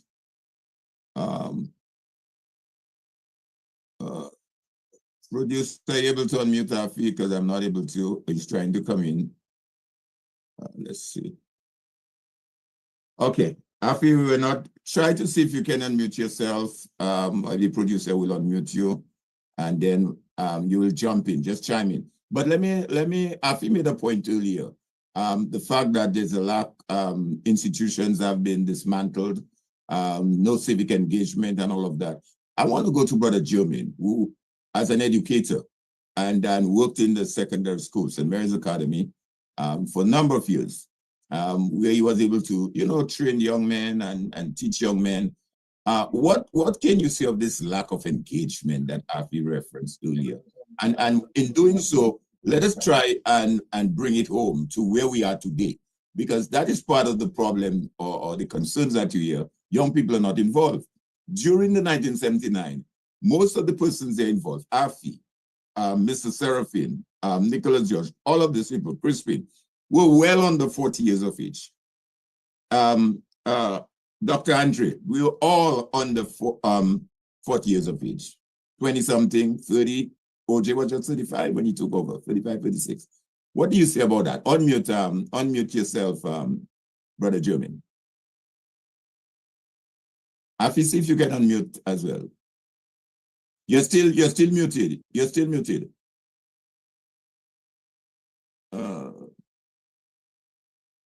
Yeah. Okay. While I'm trying to get you unmuted in the interest of time, Irvin, you want to jump in there? Dr. Andre, if you can unmute yourself, based on the question I just posed to Brother Germain. Okay, can you hear me? Yes, I'm hearing you. Okay, good. Well, bear in mind the 70s was a very dynamic period. You had various ideological currents basically taking root within the region. You had a sensitization process. You had the genesis of the Black Power movement, the Rastafarian culture coming in from Dominican students who studied in Jamaica. And you had this political and union militancy. You had study groups being formed. Granby had at least 8 different groups. So you had a growth in consciousness at the time. People were sensitized about social issues. They were sensitized about the decolonization processes in Africa, Latin America.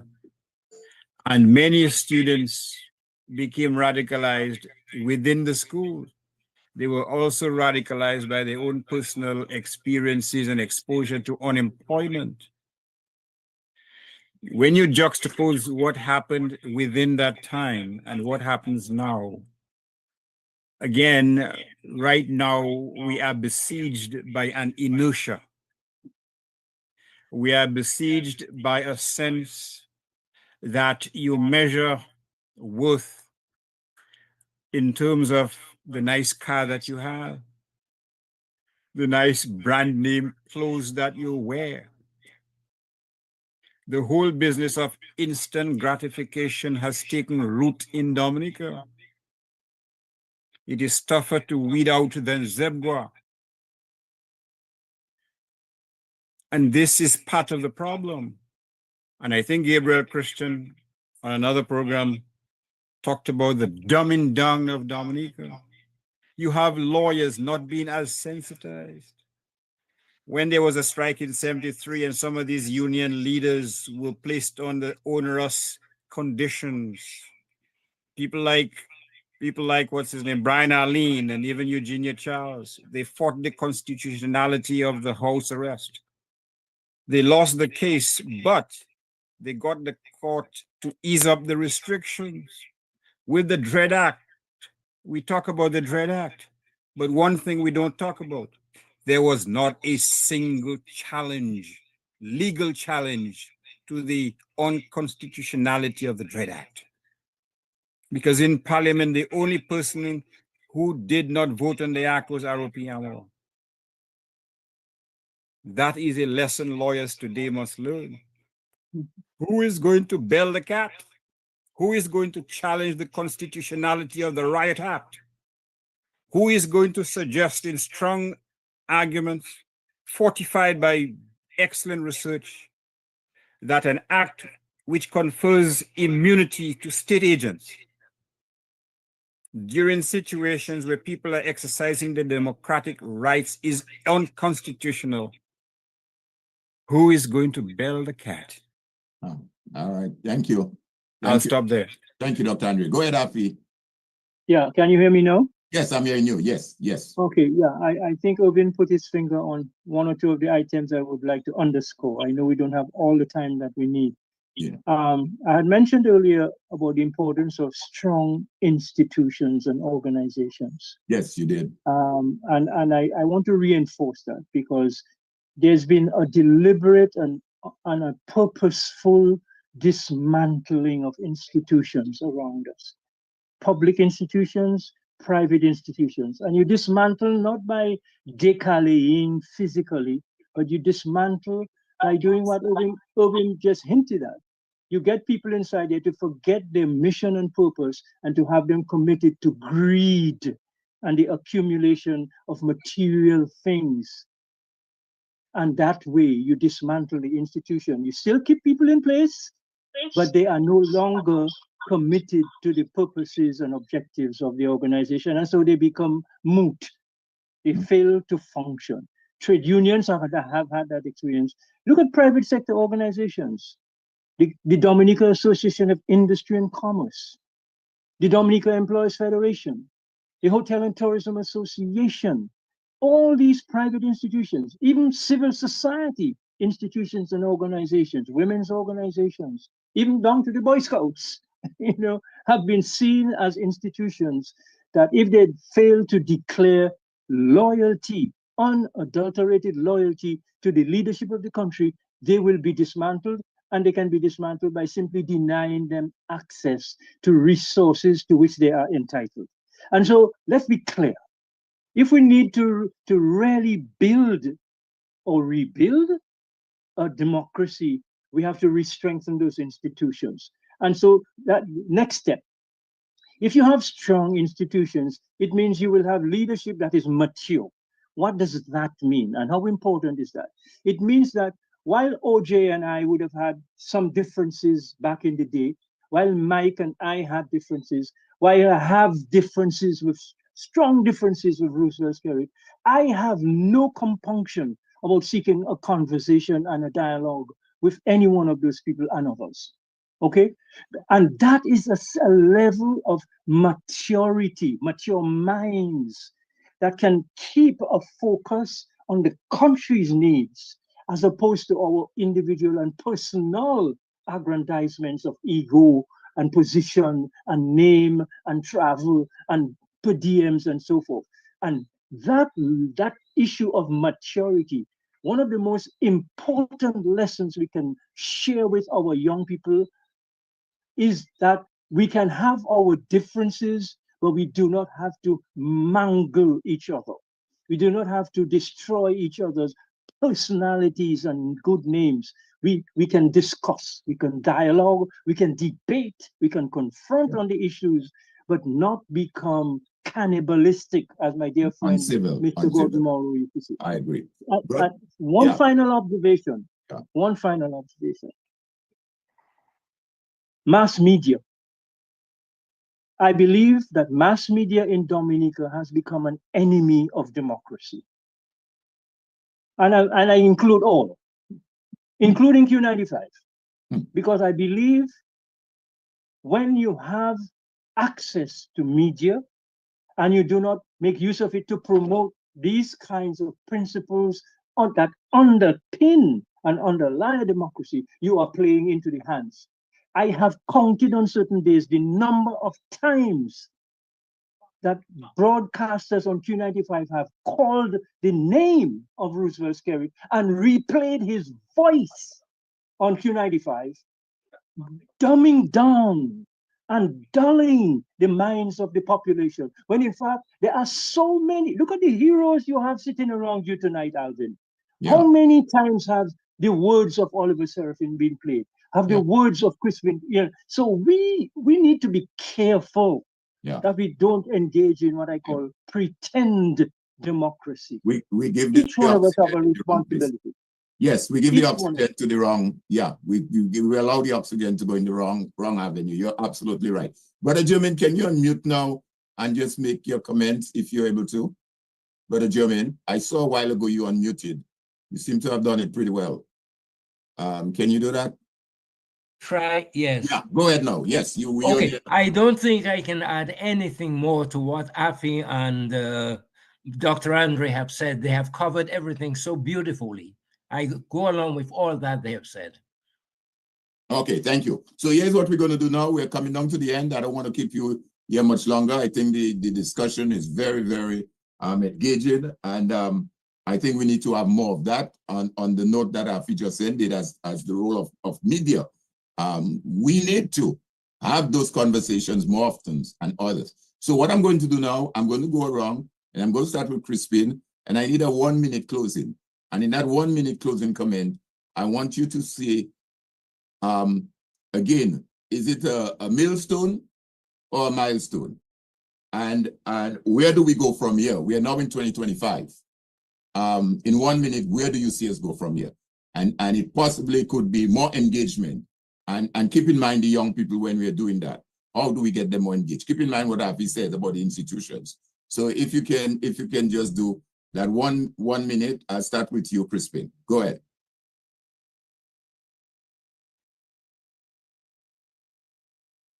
You're muted, Crispin. Unmute.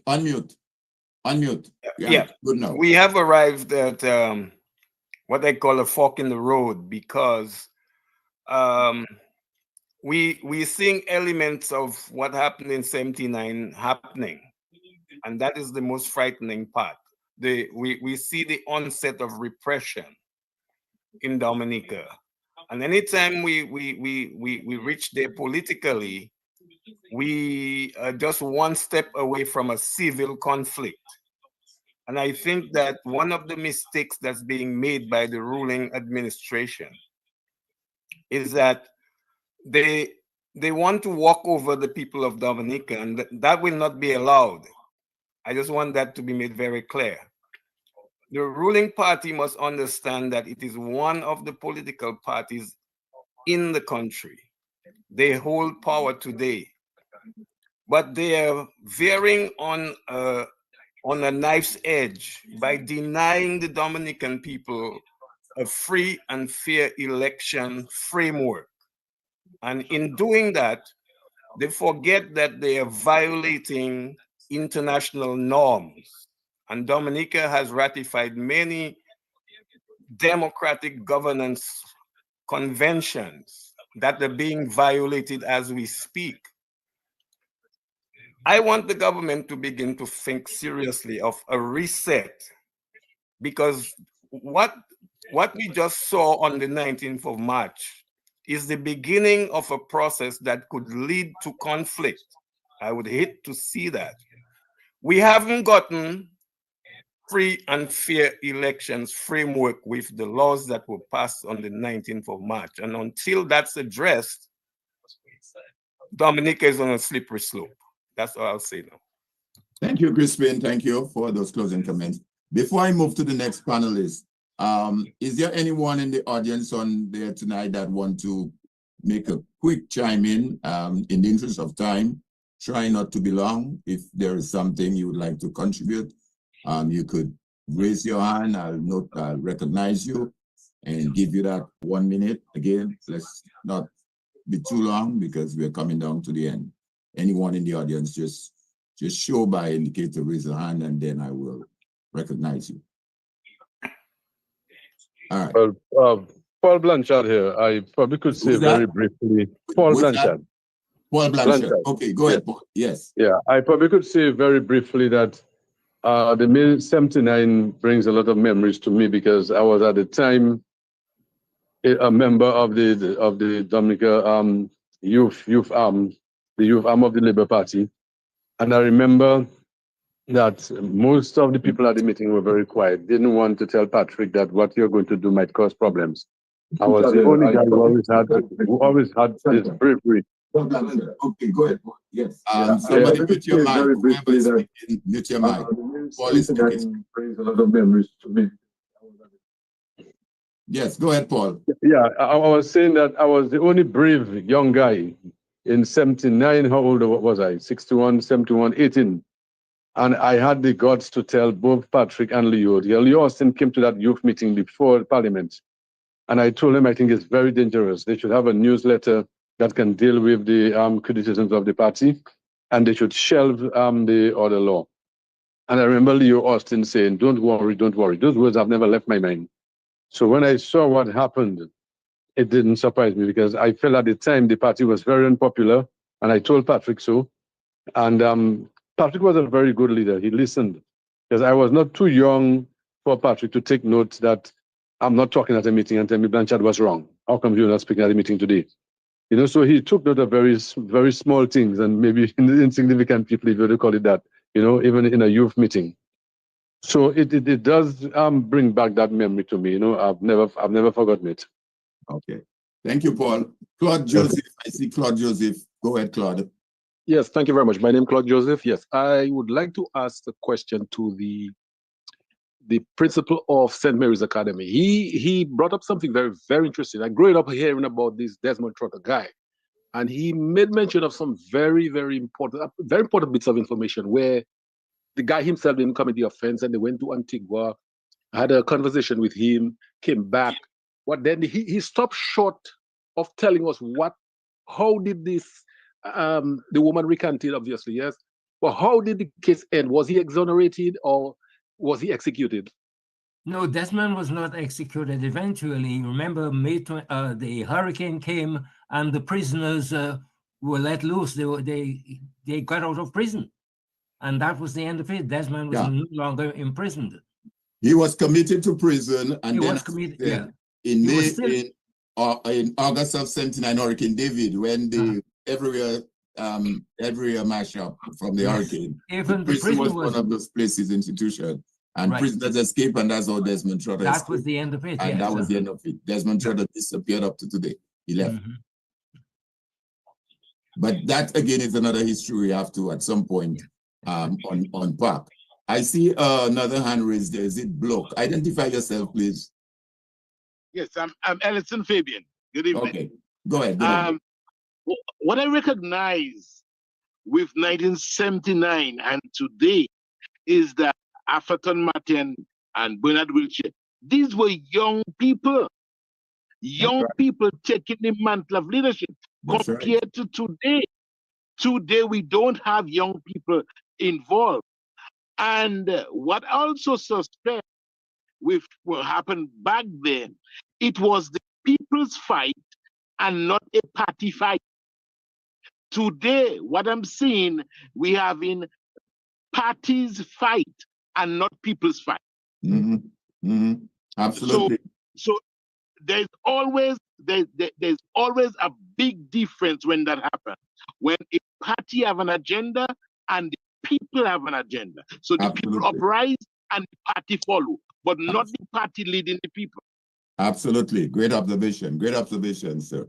Bernard, iPhone. Again, be brief because we don't have much more time left. Go ahead, Bernard.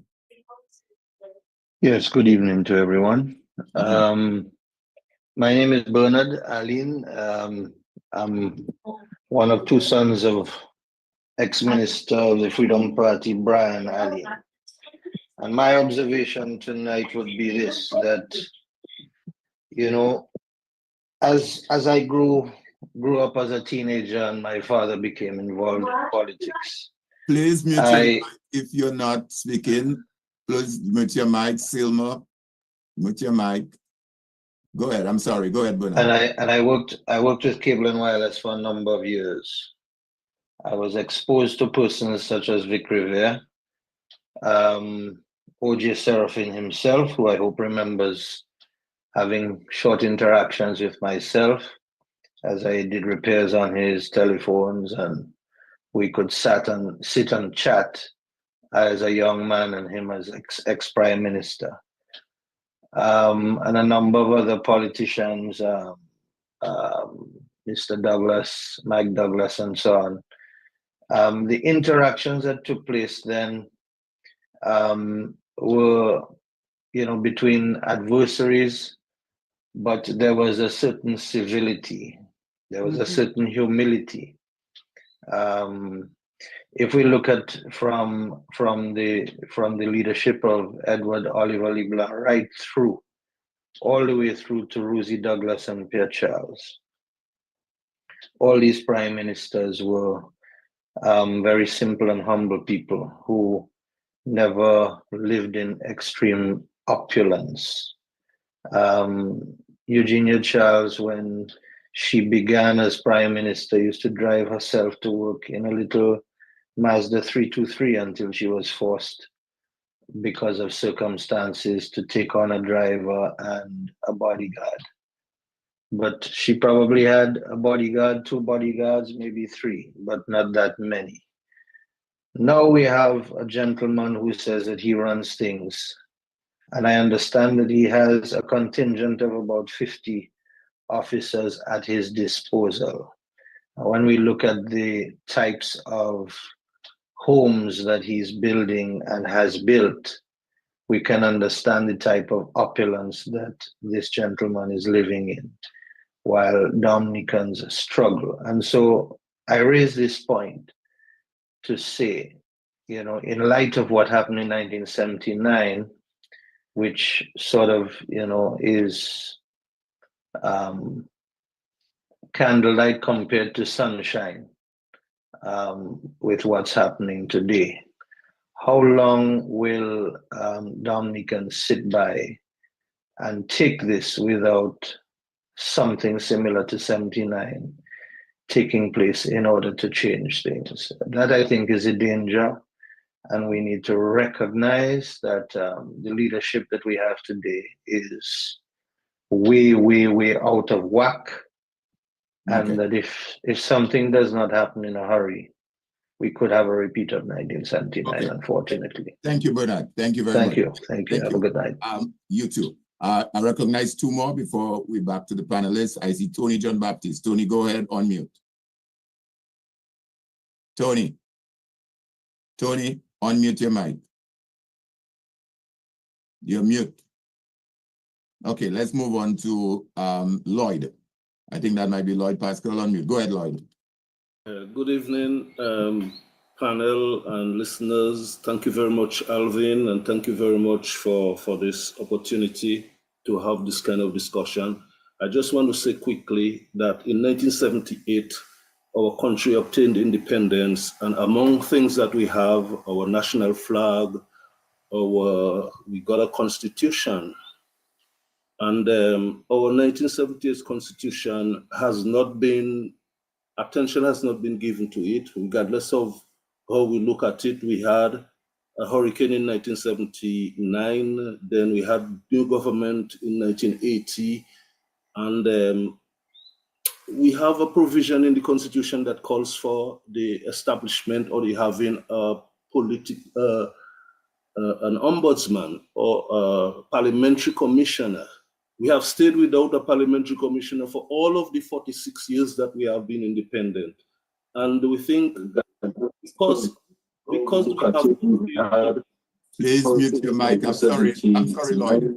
Yes, thank you. Go ahead, Lloyd. Yeah, I was just saying quickly to close that since we have not paid enough attention to that part of our sovereignty, which is our constitution, we are trying to look for all kinds of other ways, but the constitution is the most powerful thing that we have, and we need to not just amend our constitution, because We talk about so many amendments in the American Constitution. We don't have any in Dominica's Constitution. We need a new constitution where the people of Dominica must participate.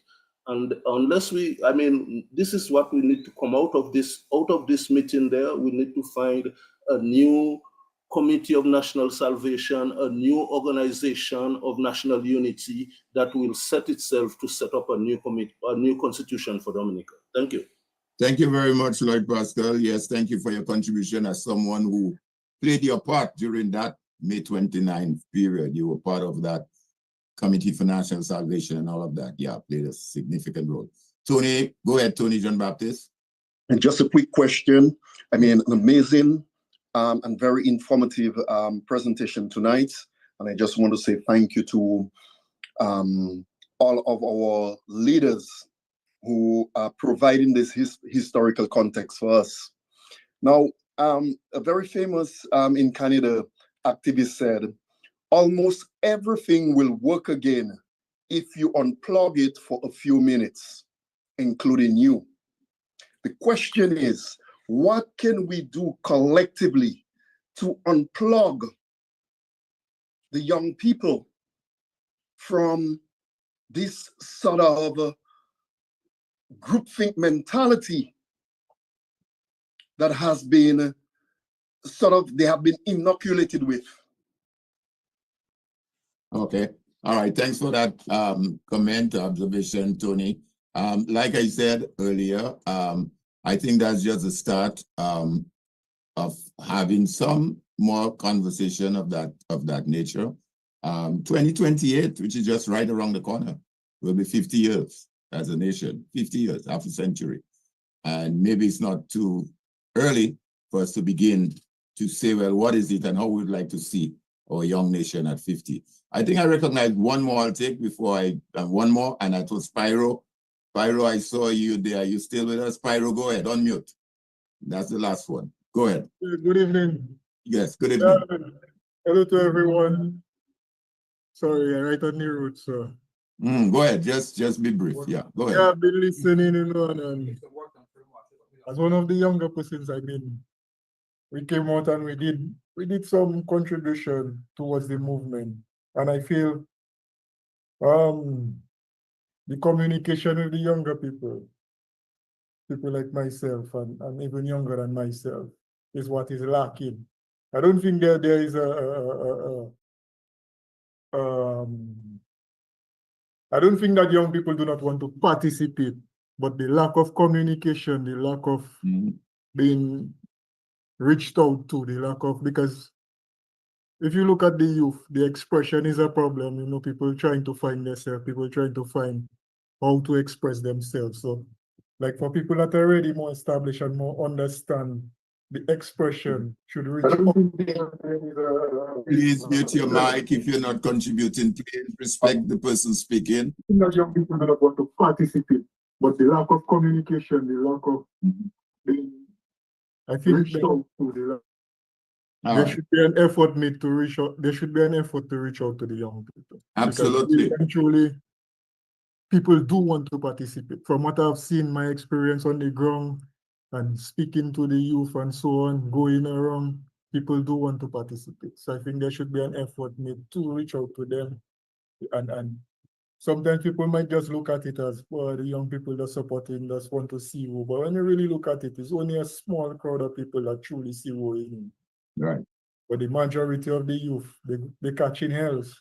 Yeah. And they put their way out. So thank you very much, Pyro, for that contribution. As a young person there with us this evening, I really want to commend you. And I want to go on record as well to commend you and your other young guys like Buju and Flacco and Tula and the other young men who religiously, these young men every Monday night, religiously, rain or shine, they have a conversation discussing the issues that affect us as a country. They talk about the Constitution. They talk about the rule of law. They talk about the economy. And Pyro, I really, really want to commend you as a young man. And that is what we need. And I communicate with Pyro on a regular basis. We communicate with each other, and he is absolutely correct. the question that young people are not engaged or don't want to engage is because we have not. Those of us who have been there have not been able to come across to them and talk to them on their turf, if one might put it this way. So Pyro, thank you again. Thank you for showing up. And let's support young persons like Pyro, as he says. He's on the ground. He's a young man. He sees what's going on. So hear it from him. Don't take it from me. Hear it from Pyro. All right. So let's move on to Nicholas. Nicholas, can you give your 1 minute closing, please? And where do you see us go from here? Yeah, thank you, Mr. Thomas. I'll keep to the point that our political system needs to change. And Mr. Lloyd Pascal talked about the ombudsman. It's a good way, it's a good start, the constitution to be looked at. And that is very serious, it's needed. What we really need, what is lacking, and even in the laws just passed, the electoral reform laws that just passed, it is not the law itself, it's the lack of checks and balances in the law. All right, I'm an advocate for administrative or criminal law that penalizes the actions of politicians and administrators in the public service. The police force, fortunately, has the regulations and its law that disciplines police officers. But please mute your mic. This is Feeling Frederick. Mute your mic, please. Thank you. Go ahead. But go ahead. Politicians are allowed to do whatever they think is in their will, whatever it is they want to do, and they fail and will not account for their actions. And there is no law, administrative or criminal, that forces them to account. Permanent secretaries deprive young people of their right when they have arrived at the age where they should be promoted. The same thing happens in the police force, and they're deprived. The Police Service Commission, the Integrity in Public Office Commission, the Electoral Commission itself allows a prime minister to say, I have the right under the Constitution to call an election, and I will supervise that election even if I know I am not ready. And there is no sanction for that kind of a responsibility. Yeah. So in whatever that we're doing now, going forward, I have no problem being part of it, but my advocacy is for the change of the political system. What we have now is something that was used when we were transported from Africa to Dominica. We were suppressed. It was handed over to us and we have not looked at it. So we are still white people, white men in black skins in Dominica. That's how we rule and we need to change it. Okay, thank you very much for your closing comment, Mr. Nicholas. Let me just say though that the requirement of the ombudsman is in the Constitution. We have just not implemented it. And most times too, while I agree with some of what you said, it's not necessarily the law, but the implementation of the law. You can have the law, but if the law is not being implemented, the Constitution provides for the ombudsman, but we are just not finding it necessary to do it. Let's hear from Brother Jermaine. Brother Jermaine, can you chime in with your 1 minute closing comment? Brother Jermaine, unmute. Brother Jermaine, are you with us? Unmute. Okay, while we wait on Brother Jermaine, let's move to Dr. Andre. Dr. Andre, your 1 minute closing comment. Well, let me say that I congratulate all the panelists and the callers for their excellent contributions to this discourse this evening. What should we do going forward? Dominica, I'm not calling for a reset of the government. I'm calling for the Dominican people to reset themselves. The fact of the matter is, and while I appreciate the contribution of Lloyd Pascal, my good friend, in terms of the ombudsman has provided for in the Constitution, there are checks and balances in the Constitution. There are checks and balances. The Attorney General should be Attorney General for the people. The DPP should be acting independently of the government. There should be an independent electoral commission. There should be an independent Auditor General. but they're not independent. They've been neutralized and they've been castrated in terms of their neutrality. What we need is good people to stand up. Evil thrives when good people remain comatose and remain buried in their silence. Let us wake up Rip Van Winkle and give it life in an independent Dominica. I thank you. Thank you very much, Dr. Andre. We'll move on to Johnson Boston. 1 minute closing comment, please. Mr. Boston, unmute. Mr. Boston. Yes, Alvin. Yes, 1 minute closing comment, please.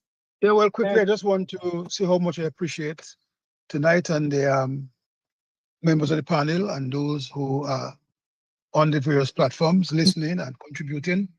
I think these are the things we have to do, that we could educate ourselves and our young people going forward. Because you want to have a country where everybody feel equal and they have a right to participate, to get involved, and to make a difference and so on. So I just want to wish us well and say I feel good about tonight, and I think it should continue as we go forward. Thank you so much.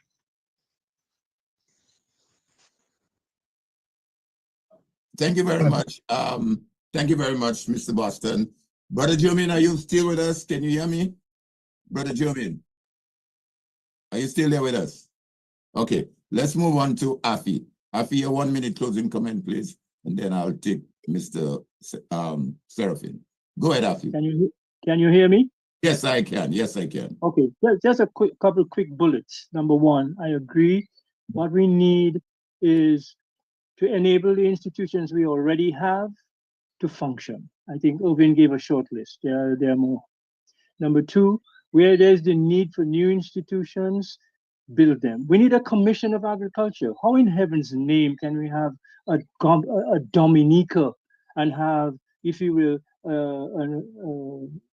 Dominica discover Dominica authority for tourism, and we don't have an authority for agriculture and manufacturing. So we need to, shift gears. What is important to the country must be attended to institutionally. Number three, where there are people who are enablers and apologists for what is wrong, they need to be called to give account. There needs to be a commission for truth and reconciliation, as Pearl happened in South Africa, so that those people who are guilty of enabling corrupt politicians to become wealthy on the backs of poor people, they too must be hauled and over the coals. The public servants, the private people, the professionals who spend their time enabling greed to flourish, they too have to pay for that. Finally, we seem to have tried everything else but a government led and comprising of our mothers and daughters.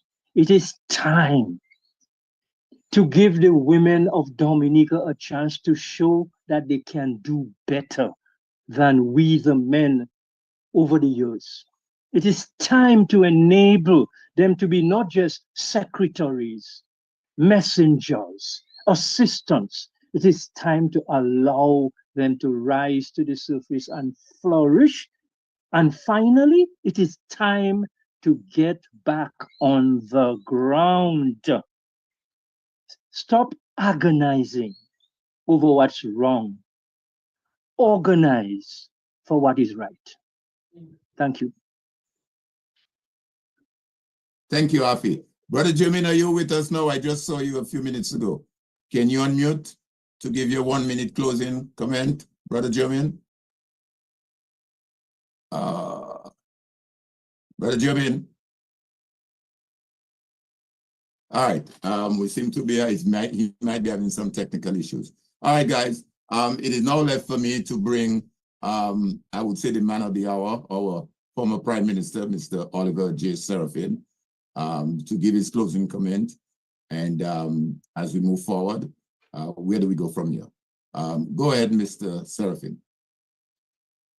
First of all, let me compliment you for a job well done. Thank you. Coordinated this meeting of minds very, very well. And, you know, we need more of you doing more of that. Thank you. Thank you. My reflection on everything I've been said so far seems to indicate a very interesting aspect. Every one of the panelists, and even the callers, Blanchard and others who I know very well, I was the coordinator of the youth arm of the Labour Party, and you had Simeon Joseph and so forth, and Blanchard. These were two potentially very positive persons who could have emerged into the national leadership of our country. For whatever reason, they didn't make it to that level yet. I'm saying that if our youth in those days could have emerged and contributed. I was just 25 years old when I became the treasurer of the Labour Party. And Afi was in his late 20s, and so were you, very young. Everybody else, Lloyd Pascal and all of that, where is the youth of Dominica today? And I think the reason why we do not hear from them is because they don't know us, what we have achieved, what we sought to achieve, etc. I am astonished by the number of good feedback I get in Dominica and abroad with mature Dominicans. But if I were to give a figure, I would say anywhere between 35 and below. Maybe 90% of those persons don't know of me or Patrick or Edison James or even for that matter, some don't even know who LeBlanc is. And I'm talking about the school system. The educational school system is lacking in that regard. The young people do not know their leaders. And if you have a faulty foundation, obviously what happens? The house is shaking. And so I reflect upon my time in government, and for which I was motivated by E.O. LeBlanc, who there were two things that LeBlanc said and was doing that attracted me to him and caused me to become energized as a politician, a young politician of the day, of those days, was because he spoke about land reform, the need for land ownership. And he talked about the Beach Ordinance Act and the rights of the beaches of Dominica, etc. I do not know if people realize that the lands of Dominica are being sold out to different owners of different descriptions that are not Dominican. Are we aware that we need to engage the young people to understand the need to protect their country? Not about the politics now. I'm talking about ensuring that we know where the land boundaries are. In my time, I remember that we had a land reform program. Afi had his moment in time with Castle Bruce, and others had their time in Grand Bay. But I remember the land reform of Watton-Waven, Mont Prospect, Layu, Soufriere, the Marigot Heights, the Wesley Heights, Tefem, Chanson, and Picard of Portsmouth. All of that came under the time I was Minister of Agriculture and Prime Minister of Dominica. Handed to those peasantry. And today they send their children to school and they're at universities and what have you. I look at foreign policy. The Venezuelan arrangement that was established in my time, Corporation of Venezuela, by the president sending a jet to pick me up, and we had a signature of cooperation with Venezuela, that our relationship with Cuba and the education program of Cuba that gave us all these doctors and engineers and the other kind. Our relationship with Sahara, Africa, and of Morocco. So in other words, what I'm saying is, we need to understand that for us to run a country, to make it successful, we need to look at what is being left out. We look at also Anchorage, Cicero, Hummingbird in Simsey, Floral Gardens, Evergreen, Cheophilia, Layu Valley, Roseau Valley, Exotica, all left out of the CBI program. And so what I'm saying here is, we need to reflect. It's not a question about bashing any minister or prime minister or any such thing. It doesn't make sense to do that. What we need to do is to engage. And where do we begin? Where are the young people? And how do we speak to them? Absolutely. Absolutely. Thank you very much, Mr. Serafin, for those strong closing remarks. Very powerful and fully endorsed. It is now Before I call on Paula Celestine, a member of the ERC, to say thank you, then I will bring the entire proceeding to a close. I just want to advise that the ERC, as you heard, most of you I'm sure have heard already, that the chairman of CARICOM, Mayor Motley, will be appearing at an upcoming event of the Labour Party in what is considered a partisan politics activity. She's the chairman of CARICOM. The current chairman of CARICOM is engaging in a partisan political activity as chairman of CARICOM. That is her role there now. She's prime minister, but she has a much higher role as chairman of CARICOM. So she's not coming here as prime minister of Barbados, because as chairman of CARICOM, it supersedes her role as prime minister. So she's coming here as chairman of CARICOM to engage in political activities. And these are the kind of things we have to speak to. As Mr. Serafin rightly said, it's not a question of bashing anybody. It is wrong. It is wrong. When Eugenia Charles, as chairman of the OECS, was invited a couple years ago to go to St. Vincent to address her sister party in St. Vincent, she told Michelle quite bluntly, Michelle, I cannot do it. Somebody else has to go because I'm chairman of the OECS. But now we have the chairman of CARICOM coming to Dominica to engage in a political activity. These are the kind of things we have to speak about. So the ERC has written to her as chairman of CARICOM and asked for some explanation.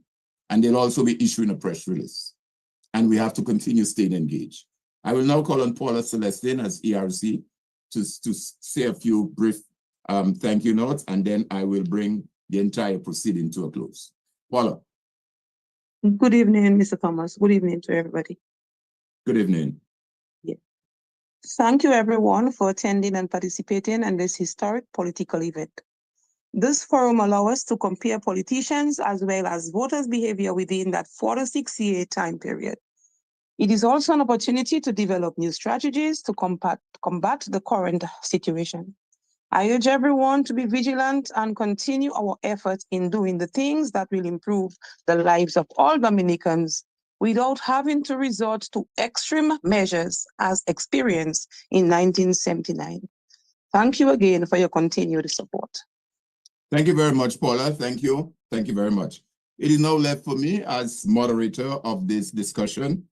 As we come to the close of this evening's rich and moving discussion, I want to thank each and every one of you for your presence and participation, and in particular the panelists. And of course, our former Prime Minister, Mr. O.J. Serafin, Crispin Gregoire, Dr. Irvin Andre.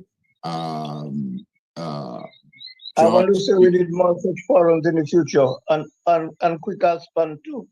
I'm sorry? We need more such forums in the future. Yes, certainly. And Nicholas George, Johnson Boston, Brother Egbert Jermaine, Afi Mate.